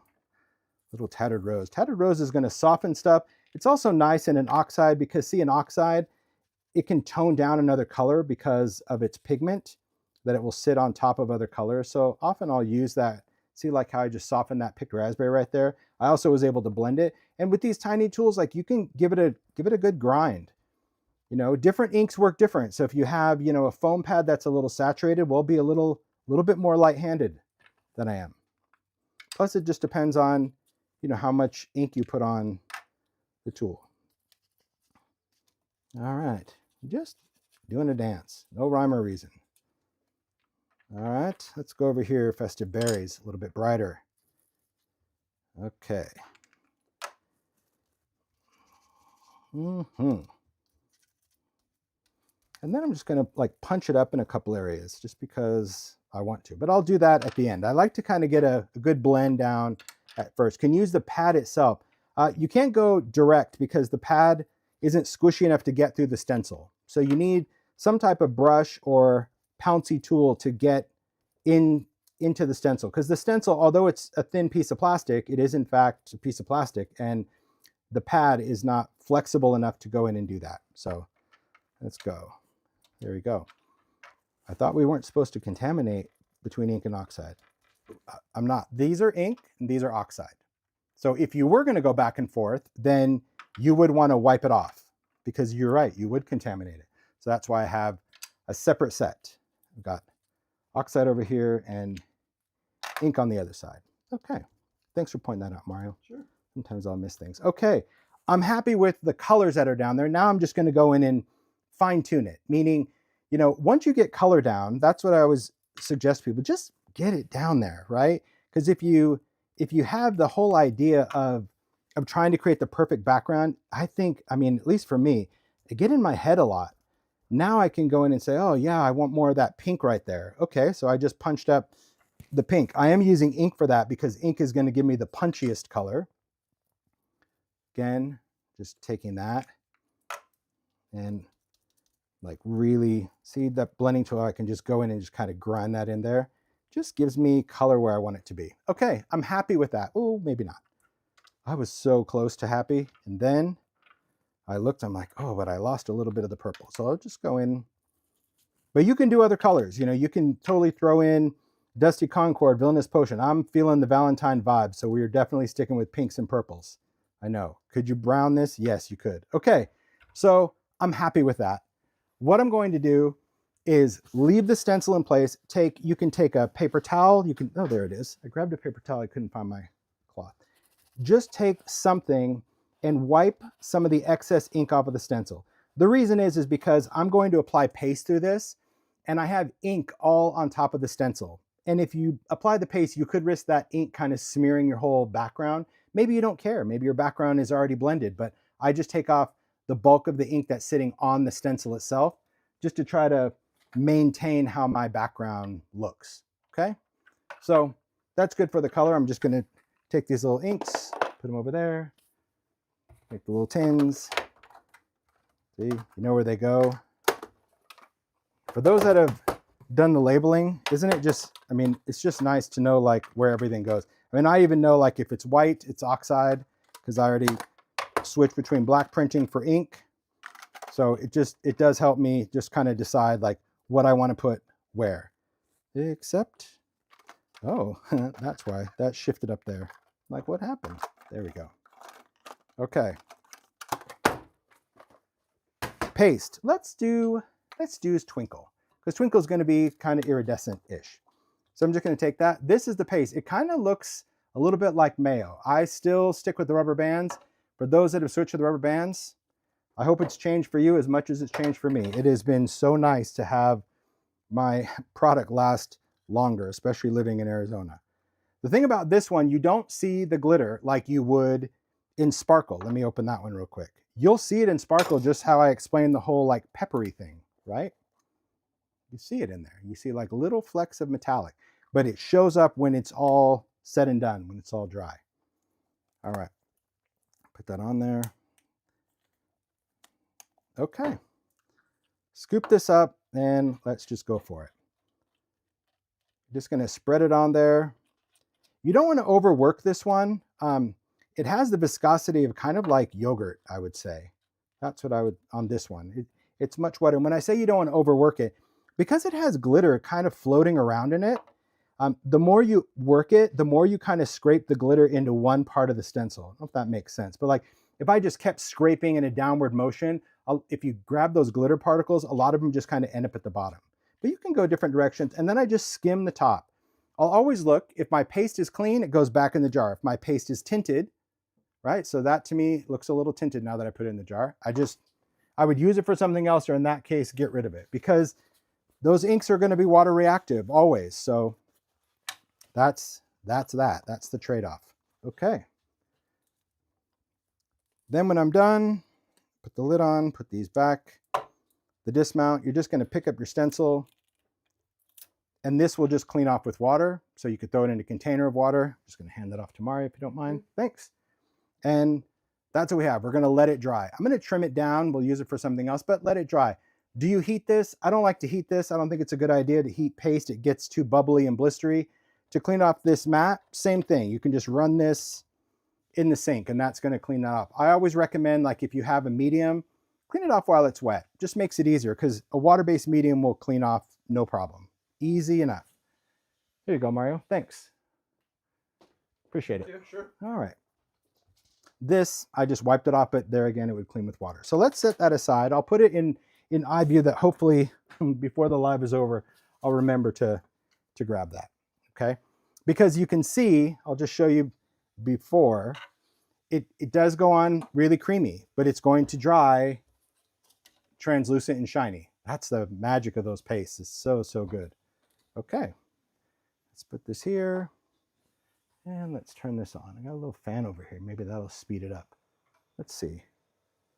There's a little breeze coming in. Okay, cool. Moving on. Okay, next one.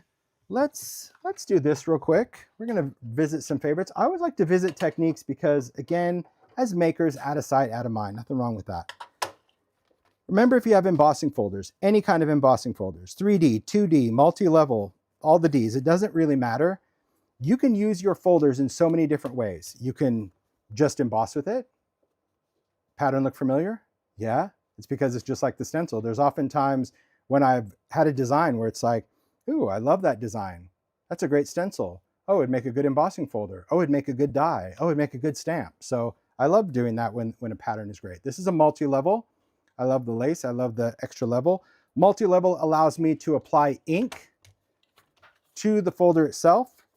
So you could just take the ink and you're just going to apply it to the side that's going to deboss. So that's where all the little pieces are up. Put your white paper in, emboss it, and it will push that color down into the areas. So you can see this one, white paper, this is where I inked. And I always use oxide for the inking because I think it just gives you a nice finish. It doesn't beat up, gives you a really cool chalky look. And then you could take it one step further and then go direct to paper on top as well. Because multi-level has 3 levels. There's a base layer, a middle layer, and a top layer. And so multi-level, if you take an ink pad over the top, you only hit the top layer, leaving the mid-level white.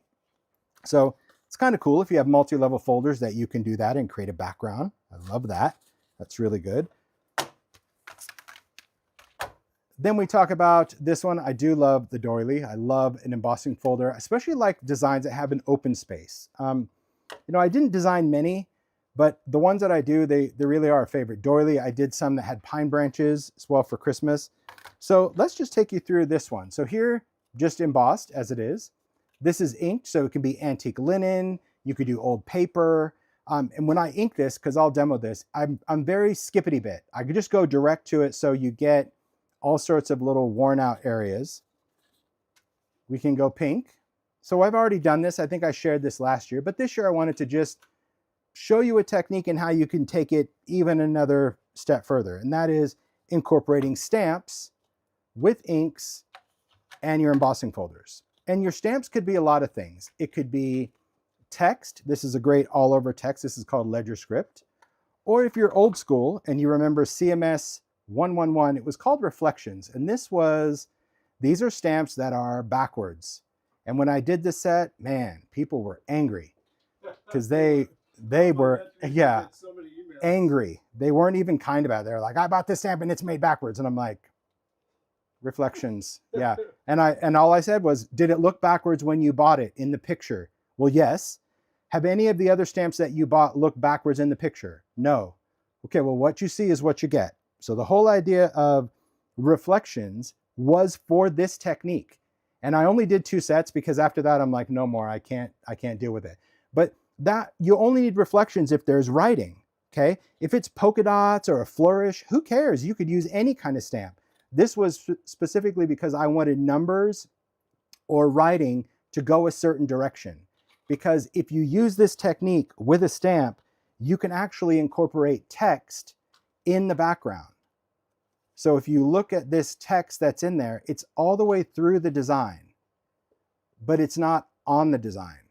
It just goes in between the areas, and it's quite a cool effect, okay? It's pretty neat.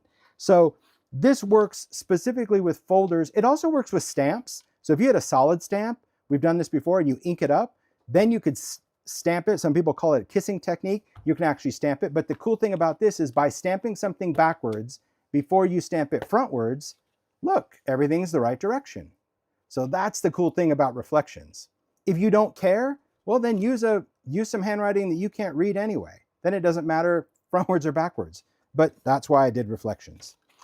Pretty cool. All right, here's how it works. I'm going to take, ooh, I almost put it in the wet paste. That's why I moved it over here. Okay, we're going to, what's that? You need that back? Oh, no, thank you. Okay, I'm going to use my reflection set. I'm going to use that doily. We're going to replicate this. So in order to get this effect, your background color should be an oxide, and your stamped ink should be a distress ink, whatever color you want. I like pumice stone for this effect because it's kind of there. If you go black on this, it is going to be really intense, or dark brown or red, but you could do a tone on tone. So you could do like spun sugar ink, and maybe you want pink text. So maybe you're going to use Kitsch Flamingo, makes sense. But you want to do oxide and ink. So this is for the color of the folder, and this is for the color of the stamping. Two different kind of inks, very important, okay? So what we're going to do, so we're going to replicate this one. Use whatever cardstock you like to use. I'm going to work with, oh man, I got it. I'm going to work with just a smooth white paper. So I'm going to use white heavy stock. I didn't think I had it.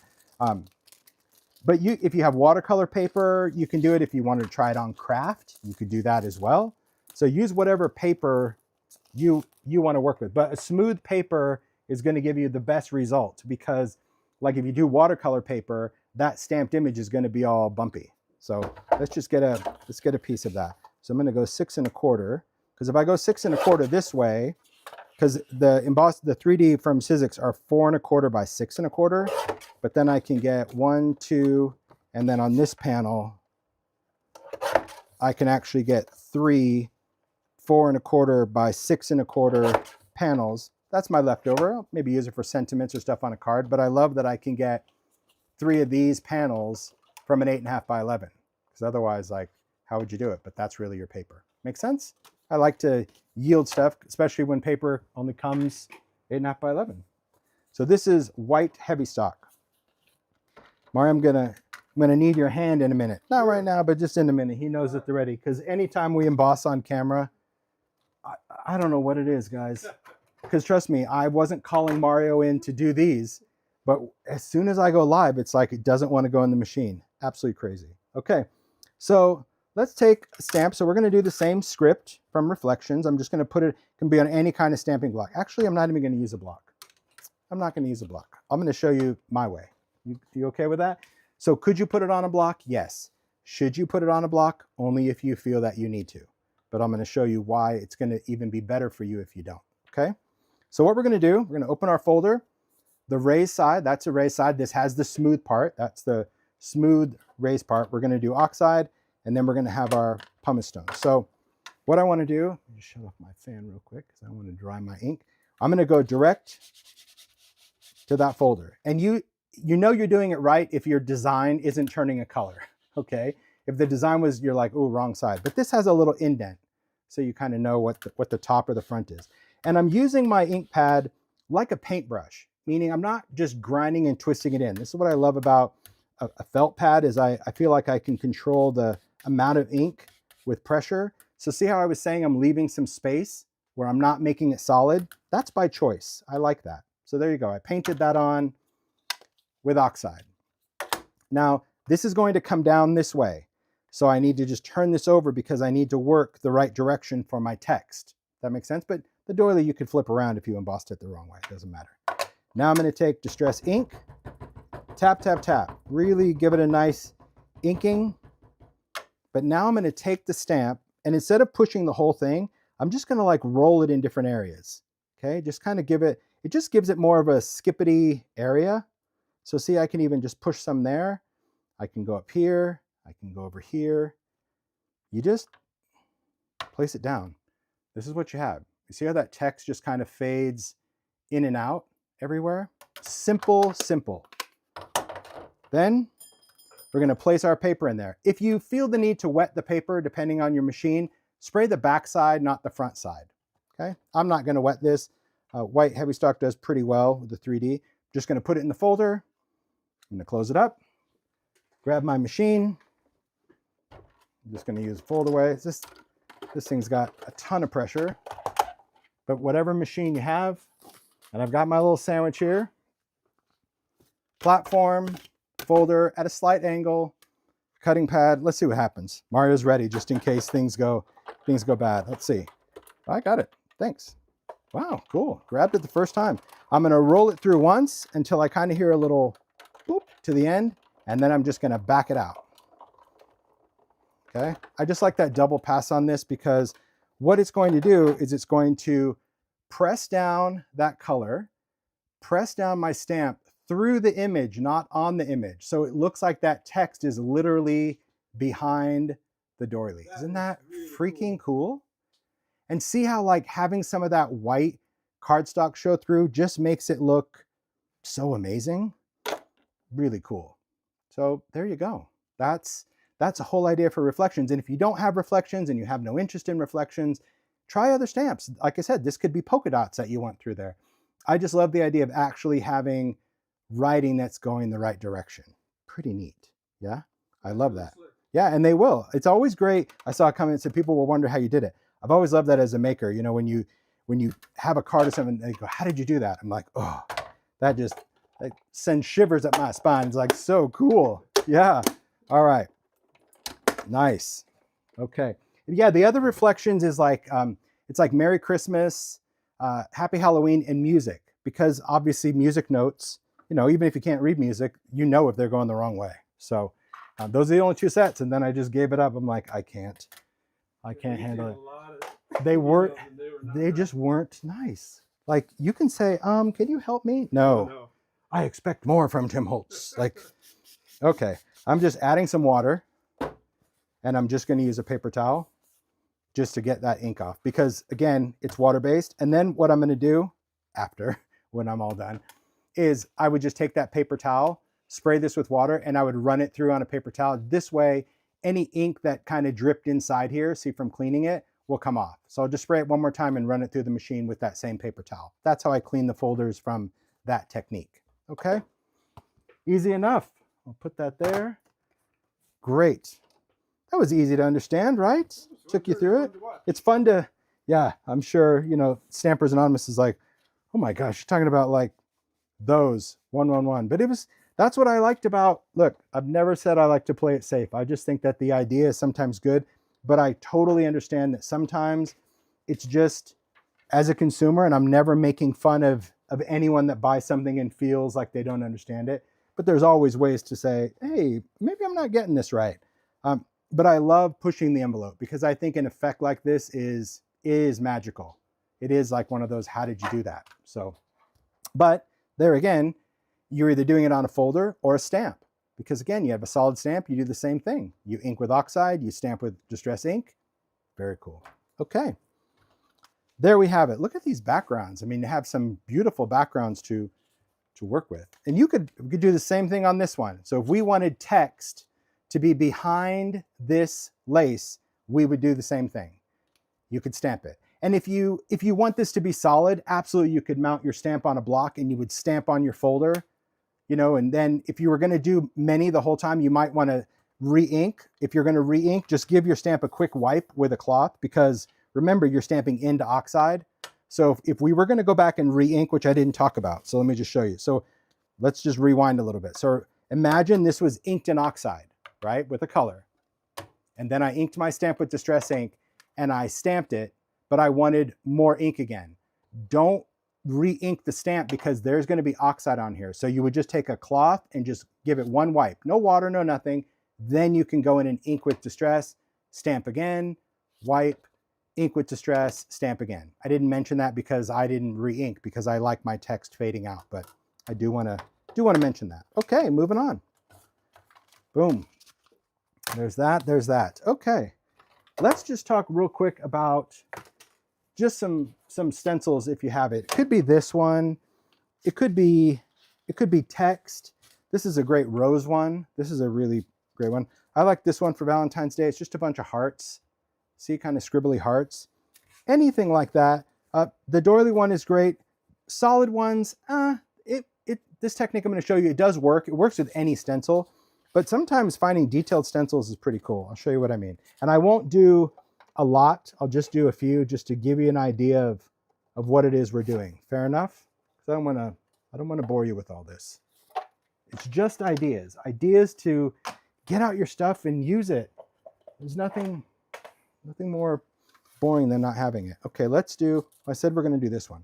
So your stencil, it doesn't matter which side you do it on. It just depends on what pattern you want this to be. So let's say we want this to be a nice purple. Why not? We're going to do a purple doily. So let's get some purples. You could do ink or oxide. Doesn't matter, whichever you want to do. So let's take some Victorian velvet. This is where minis are they're so great to do because you really can control. So what I'm doing is I'm pressing and twisting direct from the ink pad. Let's do a little seedless. I'm going ink on this. If you are going to use ink and oxide, start with your ink because you can put oxide in ink, but you can't put ink in oxide. So in other words, if I want to just do another color, maybe I'll do some shaded lilac. Again, purpley. It's all going to be purples. But let's say I wanted to add some oxide. I could do a little oxide right here. So there we have it. Because if I get ink on this, it's not going to do any damage to an oxide because oxide is a mix of dye and pigment. Okay, I just inked this up. Then we're going to take this. So there's our ink on there. Not a lot. I wanted a subtle background. And we're going to spray it with water. So I'll do it here just to show you, but typically I would hold this over the floor and do it. But I'm just going to take a sprayer and on the ink, I'm going to spray. So see how inks become reactive? Now you can see all those dots. Now I have water down here, so I'm just going to dry this off. But you just spray it. You just want to see droplets. That's really important that you see the droplets on this. I prefer watercolor paper for this. I'm using the smooth side. I'm going to flip over my stencil, and this is where you're going to freak out because you're going to think you're going to have this rainstorm of color. There's surface tension here. Those drips are not going anywhere, so don't panic. You have time to place it down. If you were working on a small piece of paper or a pre-cut background, that's where it matters. Other than that, you just go for it. And I'm just going to decide where I want to put this, place it down, take a paper towel, place that down, and you can use your hand, you can use a brayer, you can use whatever you want to use. I kind of prefer a brayer. And you're going to print, okay? So what you're going to see is the color is actually oozing out, and anytime it oozes out in an open area, this is catching it. So that's why you use a paper towel for that. And you can go back really and you can press in places because you can see where the ink is, right? And it's going to be darker in some areas and lighter in others just because of how we did it. And then we're just going to lift that off, just the dismount, pull that off. This is going to get rinsed. Mario, you don't mind? Nope, thank you. And then I'm going to dry it. And we'll talk about a few things. Because here I see that I had plenty of water here and not enough water here.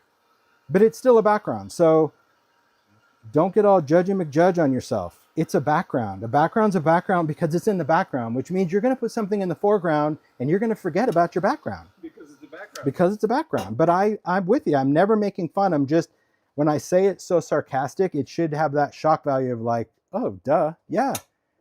So look at this background. Isn't that beautiful? That lace that just is so watercolored and beautiful.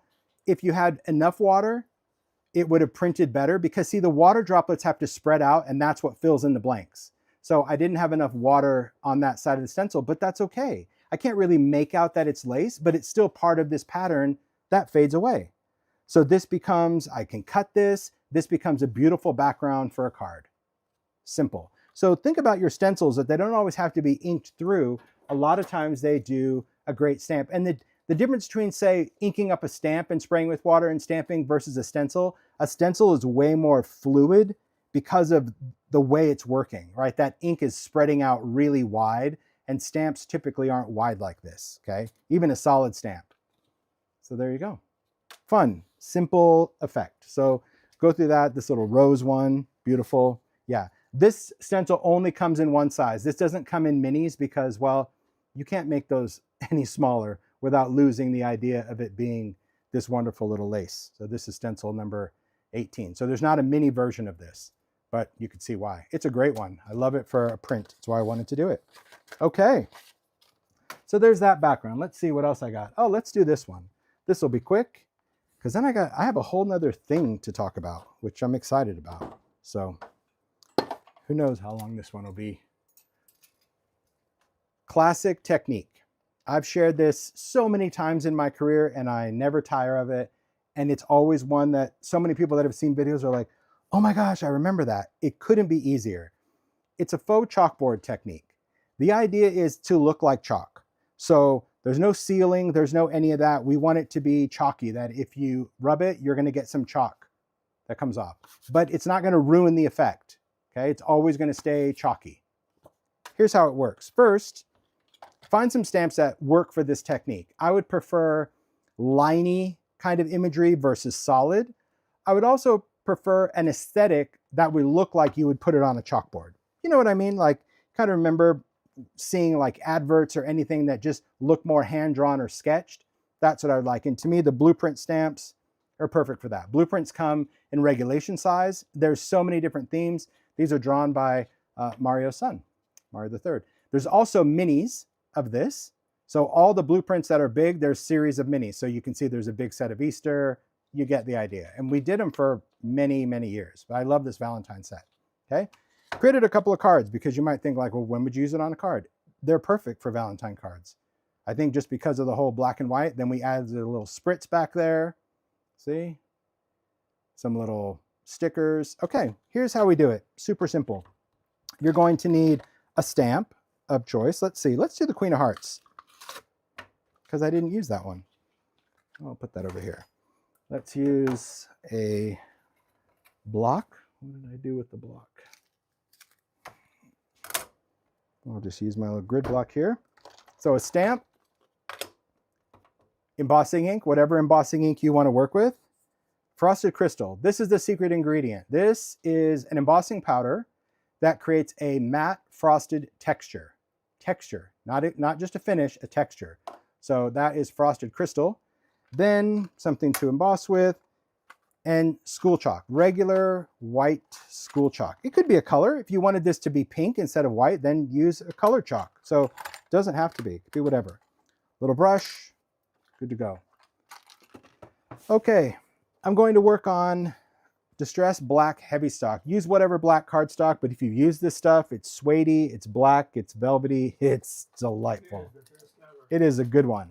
That would be this stuff, right? Beautiful. Same on either side. You're going to use that. And then we're just going to go for it. So let me move some stuff out of the way because I need a piece of scrap paper to hold my embossing. When it comes to embossing, I'll just tell you this as I'm rummaging through to find a piece of scrap paper. And I just told Mario that I had it. There we go. You can use whatever kind of heat gun. Typically when I emboss, I use an embossing gun. But frosted crystal has a low melting temp. And because it has a low melting temp, it's okay if you just use the Ranger Craft tool. Like, that's fine. It'll still melt. And you'll see why that is a preference. Okay, ink this up with embossing ink. Something that's going to be sticky enough to hold enough powder, okay? Take your cardstock, stamp your image. I always like to stamp a little bit bigger because I don't know what size I want to trim this to yet. So most of my stuff starts out as A2. Okay. There's my image. It's there. Frosted crystal. Pour it on. All right. Then I tap with the jar. Don't be a flicker. I don't like to flick because I need the powder to be texture. I don't use anti-static. Some people do. Go for it. I don't like using anti-static, especially on this black cardstock, because like I said, it has that suede finish and it's really challenging to get it back to that black finish. So I don't, and this works just fine. That's why I have a brush, because you'll see frosted crystal does leave a little bit of a dust, but this is a matte powder. So, and it's translucent. You're not going to see any of it. I just take off any of that extra dust, but I don't get all crazy with it because you're not going to see it, I promise. So that's as good as it gets. All right. Then we're going to emboss it. The thing that you need to know about this technique, if you've done it before, if you've never done it, is you need to watch it. Because typically when we emboss something with any other kind of powder on the market, we heat it until it becomes shiny. If that happens with this powder, that's a no-no because it will turn shiny. If you overheat it, it'll just become, well, clear embossing powder. The trick to frosted crystal is wait for it to change from this white to translucent. Once it does, you're done. Don't go back and heat it because if you do, it'll turn glossy and then it won't have that texture to it. It'll just be shiny, okay? So I'm gonna heat up the heat gun and then we'll try to emboss it together. So I might be getting camera angle because I just need to see it. So I just start by going all over the place. And this is why I really prefer this kind of heat tool for this technique. But again, if you only own an embossing gun that's hotter, maybe keep your distance and keep it moving a little faster. Because I'm trying to, as much as I can, get this to turn translucent at the same time. So if I see like an area is more white, I might kind of go over there. But see, I'm not right above it. I'm kind of hovering around it. So see how it's starting to turn a little clear? Okay, once I see that, now I'll just kind of zone in and just move this around. Okay, keep going. Using my little hot hands because, you know, that image is right there. I don't want to burn my fingers. And I'm just going to keep it going. So this side is already done. You can see it's totally translucent. So I'm trying to just move my paper and my heat tool on the other side to not have to go back to it. Okay.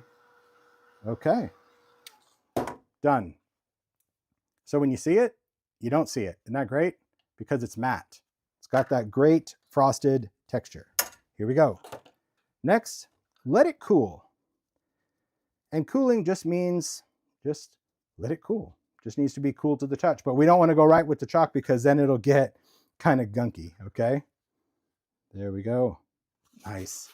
Done. Okay, then all we have to do, take our chalk. If you're starting with a fresh piece of chalk, I prefer to have a little angle on the chalk. So maybe just start on a piece of scrap paper or cardboard or something and just try to get a little angle. You'll see, because if you just take like chalk like this, that's got an end, I'll just show you what I mean, and you try to put it on paper, it's just going to create that like line.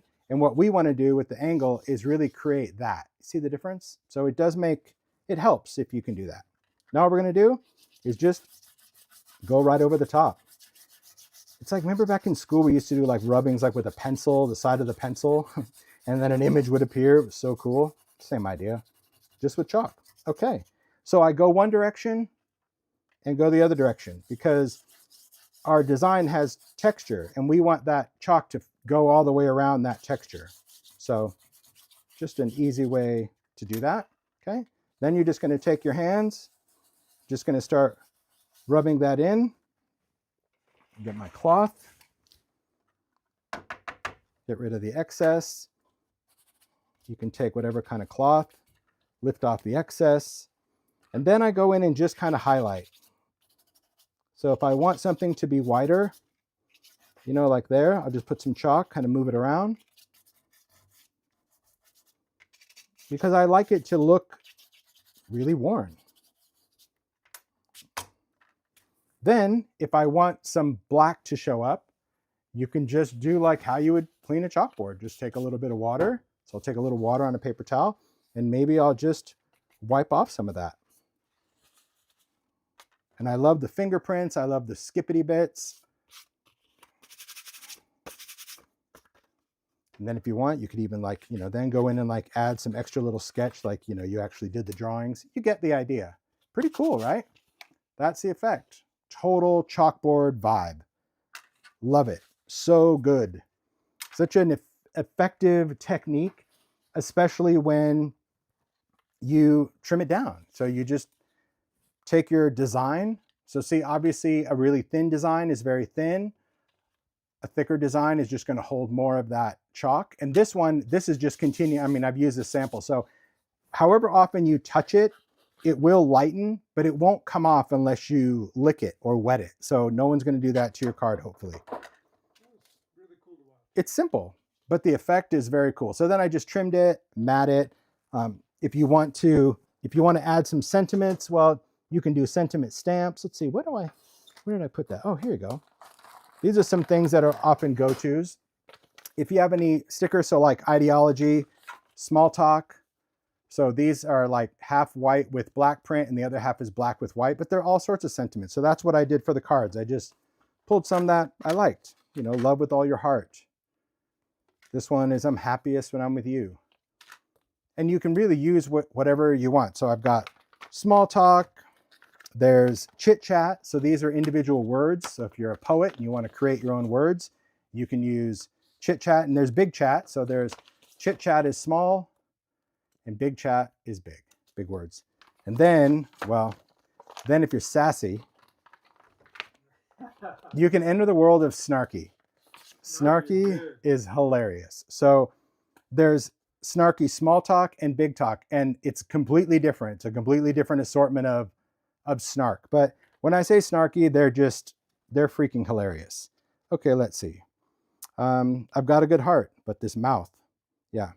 Excuse me, here's your nose. I found it in my business. I meant to behave, but there were other options. It's a beautiful day to leave me alone. They're just funny. They are. Yeah. I wish my life had background music so I could understand what the heck is going on. Right?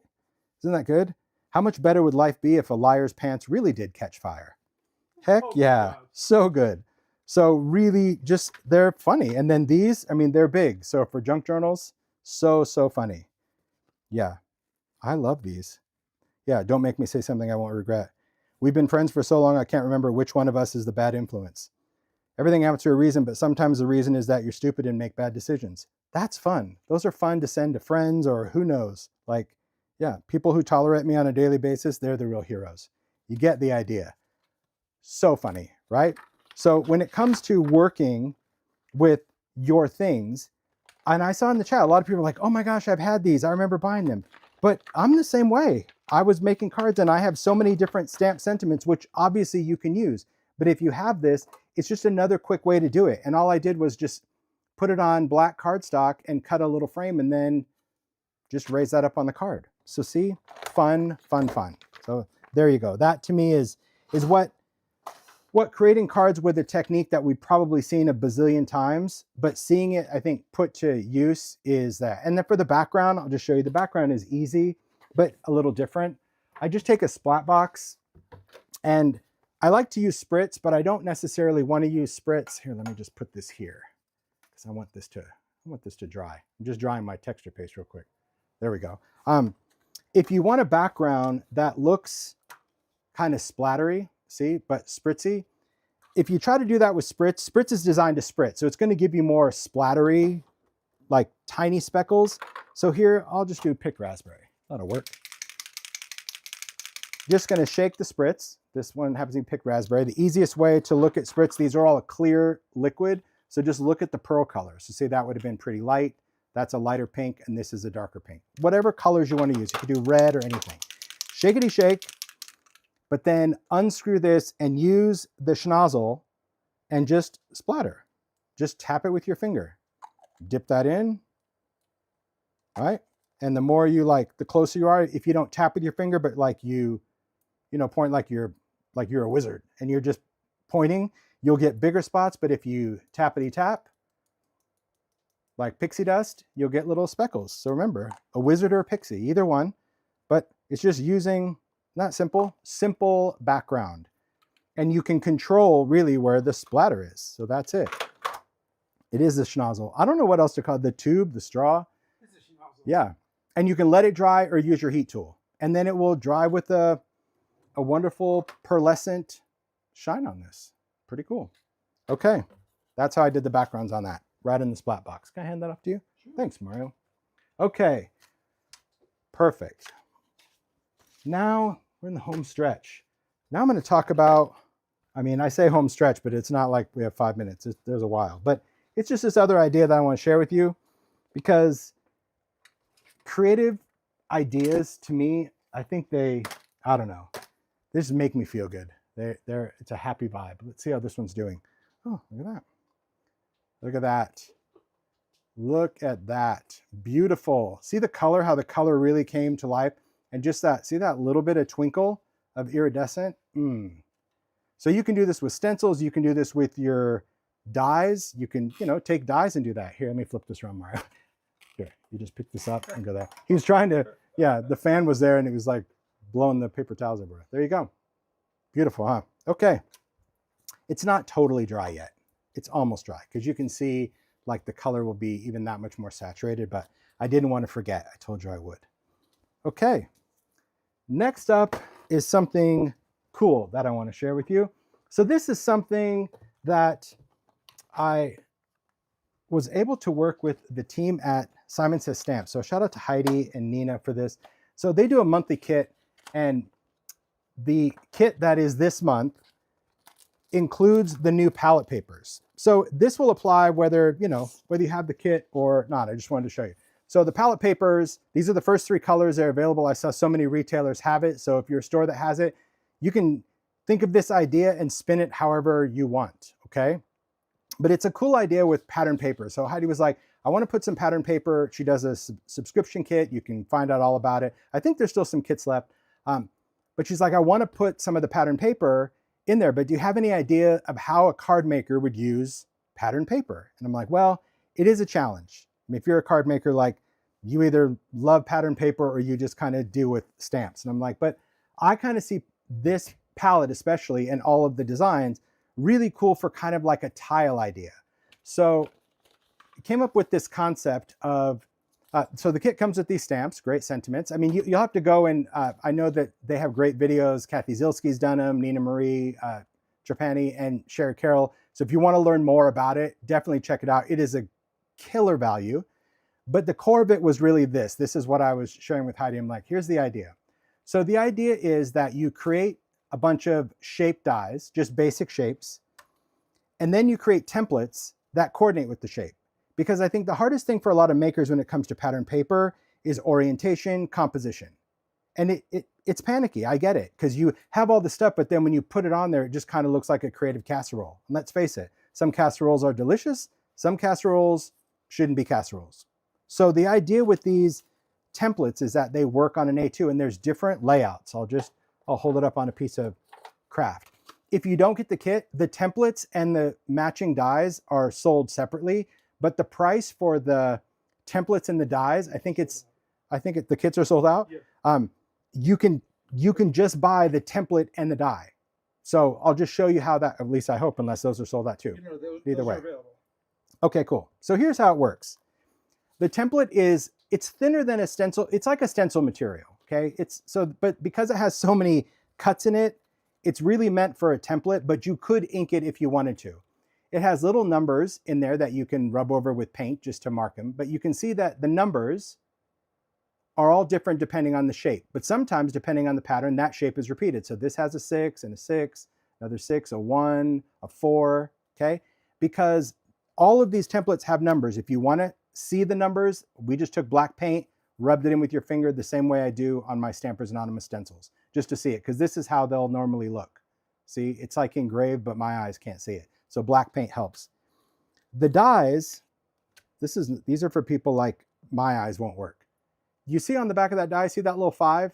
It's actually engraved into the die. That tells you like that die goes in that template. That's never going to work for me. So I just took a magnet sheet, put them down, and took a paint pen, and I just marked on the magnet sheet the numbers for the dies, because these are all the dies. It's got coordinating dies with the templates, but then it's got nested circles, some hearts, some butterflies. These don't have a template. It's these up here. So you can see like my 1 goes there, my 3 goes there. So visually I can look and I know I can read my template and my die. So that's really how I approach it. But here's the cool thing about this set where you're like, okay, well, what are you doing with all these crazy little grids and pattern paper? I love the fact that you can create really simple collage cards because the template is going to do all the thinking for you. So this one is using this template, and it just goes over a piece of cardstock, whatever size cardstock you want to do. You use the dies. So I would already know, okay, see that? That's a number 2. So that piece is a 2. That one is a 3, a 1, there's a 6, and you would just take that and you would die cut your paper and build it. And we're going to build it. I'm going to show you kind of the things that I want to do. I love all this. I had a Biggs die with Sizzix before. Didn't have templates. I didn't think that through, but it was just kind of a tiled one because I think tiles are very cool. Okay. But you can use this concept beyond palette. Yes, I love the palette paper. I'm so happy that it's available. But let's face it, we can make the coolest stuff out of all of our other paper scraps. And this is done with scraps. I actually did this morning before live because I didn't want this to feel infomercially, you know, where it's like, oh, look at that, yeah, palette paper. It could be with whatever. So Mario's like, what are you doing? And I'm like, I'm going to go through my bin of scraps and I'm going to make a card from the scraps. And that's just what I did. I went in, I mean, now we're just being all honest in here. I had embossed paper. I cut that out, you know, there. That's where I cut that piece of wood grain for that piece right there. I had a piece of palette there. I had all these backgrounds. I'm like, ooh, cool. Ooh, cool. I love that. So you can cut through any of your scraps to make these tiles because the tiles obviously are here. And because they're dies, you can also, like, for example, on this heart, the heart that comes with this die set, I took, because this was my template.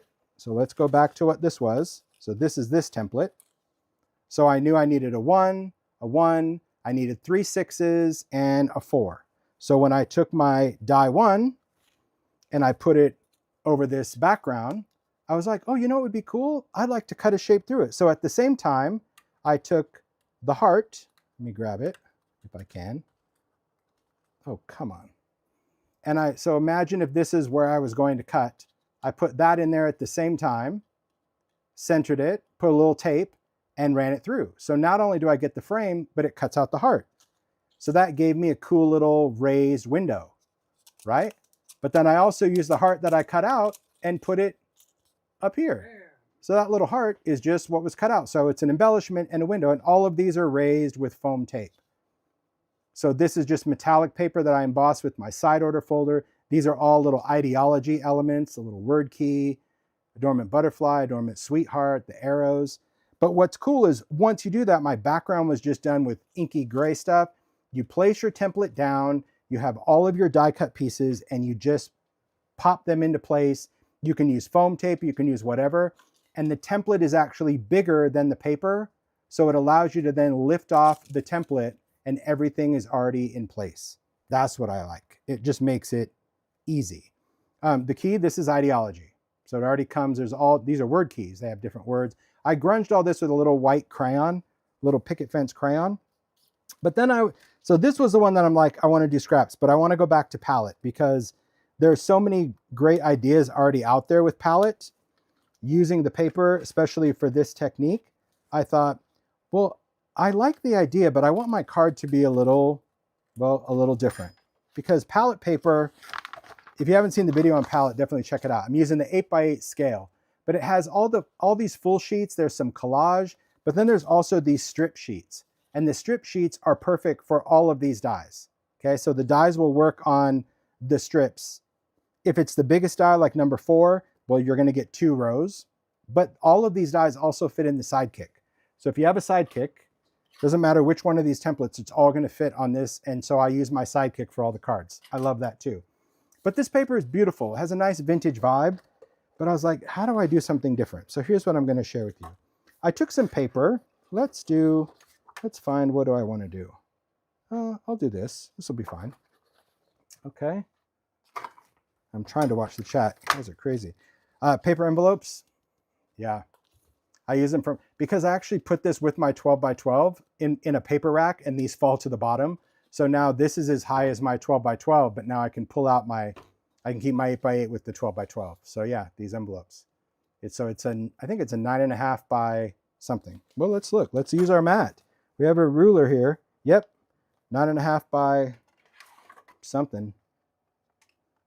I don't know what it is. Simon will know. 9.5. Okay. Let's keep going. I can easily get distracted. Let's get a paper trimmer here. Oh. I'm going to chop a little piece just because, just to show you. So we'll do the ephemera. So I'm just going to place this down and I'll use my ephemera sheet because I think that's really pretty. This is what it would look like on the card, which is perfectly great. But I wanted to kind of switch it up a little bit. And so I've created this card that I just showed you. But if you let the light hit it, it actually is all tiled. So the background, shiny. All the tiles, they actually look like it's under a transparency So cool. or a piece of glass. And really, guys, the way to do this is super simple, okay? So I love this because it really makes these look like ceramic tiles, if you will, with these templates, because the templates, let me just go back to it because Nina did a rocking job. Because she's like, what kind of templates you want? I'm like, don't think about it. Like you can make some matchy-matchy, but I want a few that are like nuts. So some of these, I love how they have just all of these areas, the sentiments, the stamp set, these fit all of these different areas. So you see these long sentiments, those would fit, well, you can see, like inside there. You'll see some of them that are like little squares or a little word hello or some of the big ones. So, and you can create something like this. I just love that it's already done because you have all these options. But then there's even like this floating template that can go horizontal, you know, where it doesn't have to fill the space because now you can maybe put something else here. I just love the creative options because every time you use it, you're going to get something different. But back to this, I started with, and I don't know if this folder is still available, so don't get all angry. One of my favorites, it was called Quilted. And what's cool about this, it doesn't look appealing online because really that's all it looks like, but it really is a 3D. So it's pillowed. The entire thing is actually pillowed and textured with stitching. But when you emboss it, especially on like glossy paper, it just looks like patent leather. It looks like, you know, or vinyl, like upholstery. But I love this folder. So this is just a piece of white glossy cardstock and you just emboss it with a 3D folder and it just, so that's my background. I didn't do, other than splattering a little paint, like that's what my background looks like, this shiny piece of, well, stitched leather. So no sewing involved. It's all done in the folder, okay? What I did for the paper, I didn't use resist spray. I didn't use clear embossing powder. I didn't use any of that. I used what's around the house, packing tape. So all you do is take some clear packaging tape and yep, you could use a laminating pocket. You can, all those expensive things. Hate that sound. I said to Mario, huh? You do hate I do. I'm like, where's the quiet roll? Because we have a quiet roll as well. But this is better because it's thinner. Thin packing tape, take your piece of paper, place it down, smooth it out with your hands. Done. That's your paper tile. That's it. And then I die cut it. That's all I did. No other magic. Magic over. Man, that is so cool. So you have all of these strips. That's where this little, because see, now when you think about it, like every little bit becomes magic. That's where this little butterfly piece came out of. See, because when you crop pattern paper, it becomes art. Okay? That to me is what's cool. This one, this is where that little photo came from. They were perfectly happy. Just came right out of that. Again, palette paper. Double-sided, but now we know where the shine. And I didn't care. Like if the tape didn't cover the whole thing, I'm like, who cares? I'll use this. I'll still use it as matte paper, but I like the fact that it's shiny if I want it to be shiny. So let me just get out the sidekick and give you a little tip if you're going to be cutting these out. So depending on the size of your packing tape and the size of your paper strip, if you have this, I do not recommend folding it under.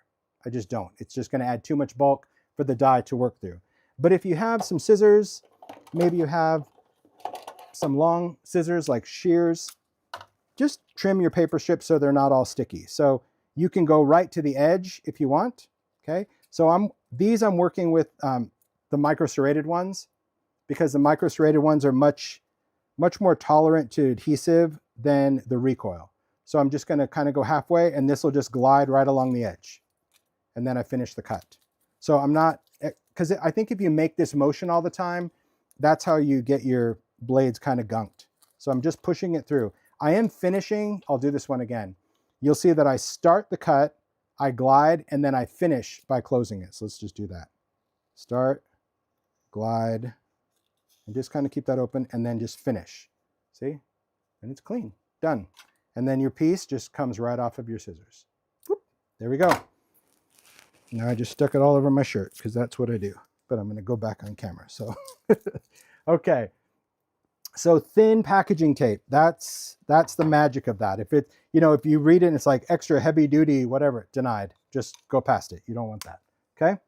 So what we would do is say, okay, let's make some tiles. I'll take a tile out of this. I don't know what template. Let's pretend we're working on this card again. But essentially what you would do is you would take your card, because I don't want to have to build this on camera. It's super easy, but I'm going to give you the steps. You would get out your sticky mat again. Let's see, where's my sticky mat? Any kind of sticky mat, okay? And let's say your card front was, well, just a little bit smaller. So let me just trim this real quick. I'm going to go here by there. Okay.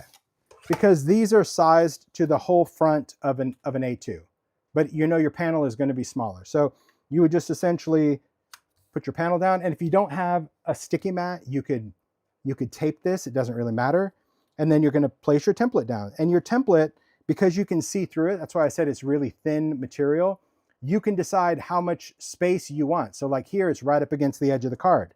Well, I don't want that. So this template is going to be too big for this card. So now I'll just take a smaller template. There you go. That gives me some space all the way around. So the templates are all different, so you can create different like layouts. And then you just stick that down. So then as you have tiles, because I'm going to cut another tile, but let's say you had like this tile and you knew it was a 6, you just place it down. So you get to kind of, you don't have to commit at this point. You cut out different options. I thought I had some other paper tiles in there. I thought I did. No, but I'll cut some. So you have, oh my gosh, you have different options before you commit. My advice, because I really enjoyed making this, is the fact that because these are templates, because there are 8 sizes that work with all of the templates, you know me in compartmental making. What I would do one day is literally forget the templates, sit down with these dies and all of my stuff, and literally cut a bag of 1s, a bag of 5s, and like right on the Ziploc bag, like 1, 3. So you would pre-cut all these tiles out of all different things. Then when I want to make cards, I just get to sit down, put a template, and just have all my pre-cut things in bowls and go, okay, let me get bowl 6. Okay, I need one of those. 1, 2, 3, 7. Get it? Easy. So you don't have to work in real time. Just compartmental the whole thing, because the more rando your tiles are, in my opinion, the better. I mean, this obviously was thought out where I wanted that in the frame, but everything else was just like, you get what you get, you don't throw a fit. The butterfly is not centered. Didn't care. I just put it down and off we go. So that's kind of the cool thing about building it. And you could glue them flat. You could add tape to them. You could use foam tape. And then once they're glued, you just lift off the template and boom, they're in place. So that's the build, but let's just go back to the cut. Okay. Oh my gosh. You see how sticky this mat is? My word.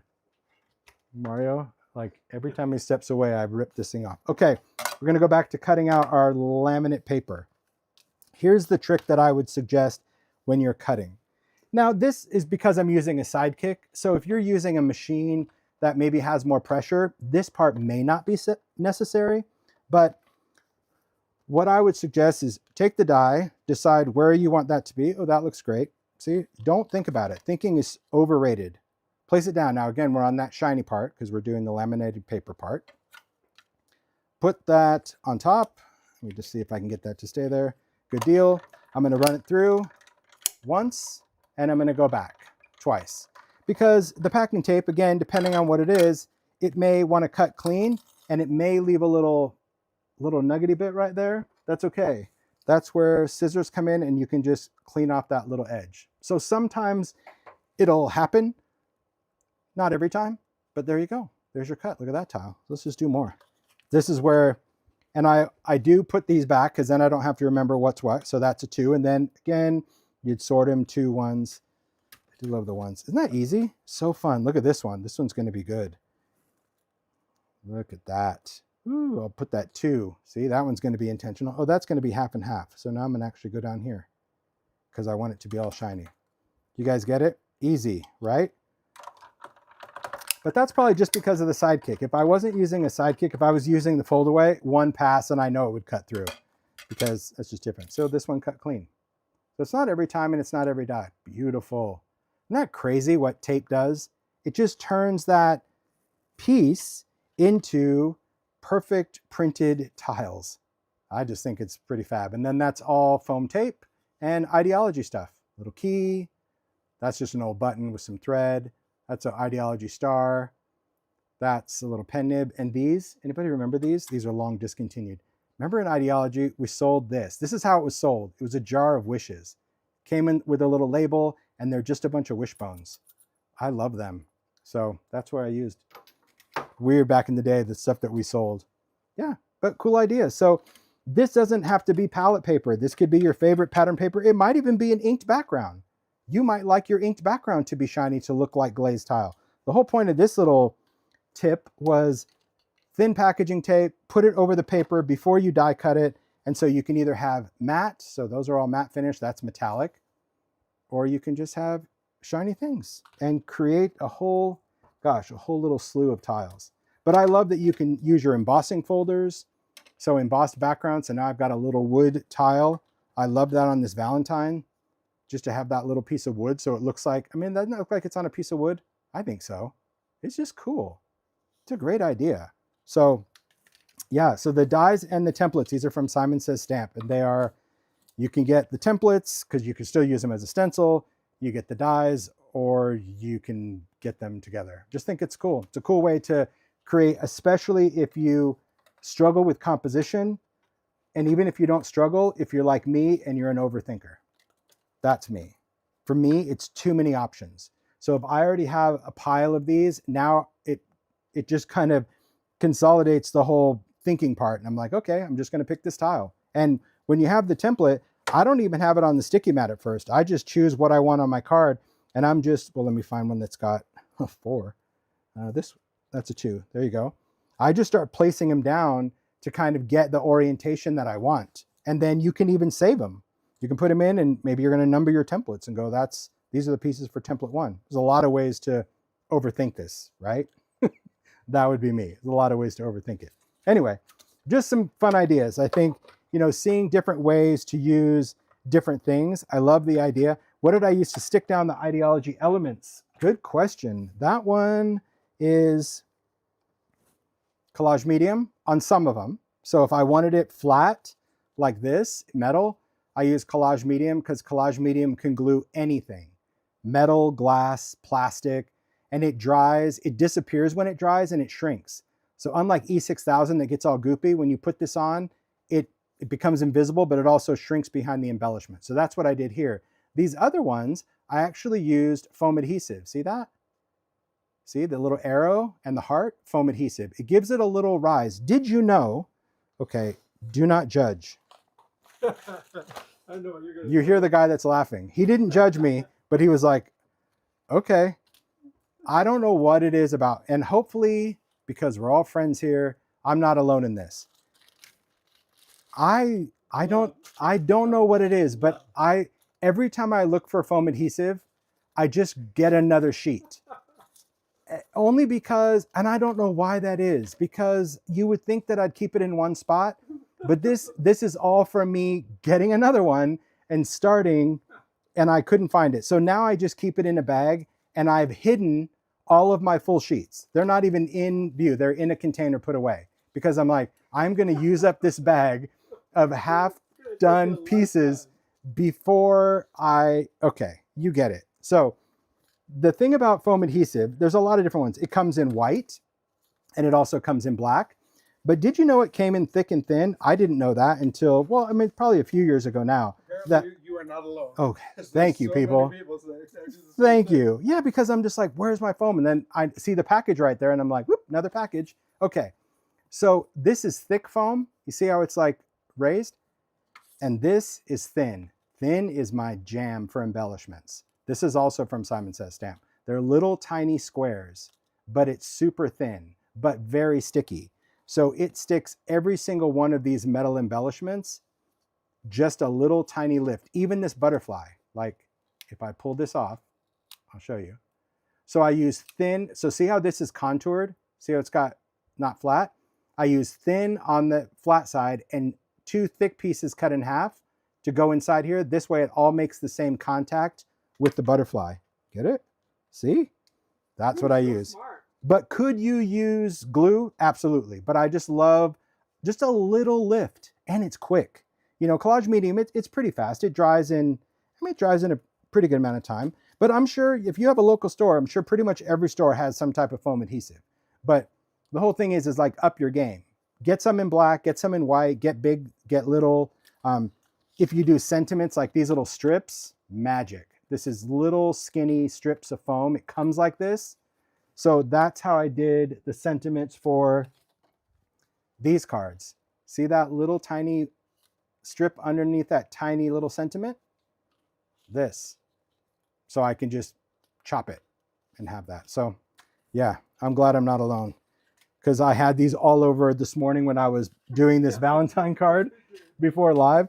And Mario's like, can I help you with anything? And I go, sure. Would you mind putting this back? And these are everywhere. And he's like, did you use all? Oh, you had them in order? I didn't even notice that. See, I don't even think like that. And he goes, oh, okay. Do you use all these? I'm like, at one time I did. See, if I need to cut a square in half, I never hold it in my hands ever. Not because I'm worrying about cutting myself, is because if you try to cut a foam square in your hand, the other half is going to get lodged into your scissor. Am I right? But if you leave it on the sheet and you cut it in half, both pieces are usable. See, even if you wanted to cut it in thirds, Oh boy, that's so funny. they're all usable. See? That's a good cut. Wow. I know. So if you ever need to, that's why some of mine are cut, because it's way easier to cut from there. You know, if I need to cut the foam strip, this I'll pretty much leave on the sheet because I tend to take it away. See, oh, that's the one I already pulled up. But I would kind of just measure it to the nearest ish and then just chop from there. Yeah. Nice, huh? There you go. Okay. So that was a whole little adhesive 101 that I didn't think we would go in, but that's the reality of the creative thinking. I think having the templates was so much fun to build these. I absolutely loved creating those, but there's so many other fun ideas and projects to create. You know, just the whole idea is make. Oh, let's take our sugary candy. Let's add it to the bowl, shall we? You just pop them off. Look at that. Whew. Add that to the bowl. Oh, come on. Put them in the right way. Candy. And then this piece of tape, I just peel it off because it's not worth trying to use it twice. It never works. And then the sticks are ready for the next. Oh, I love those. Gosh, I really love that blue.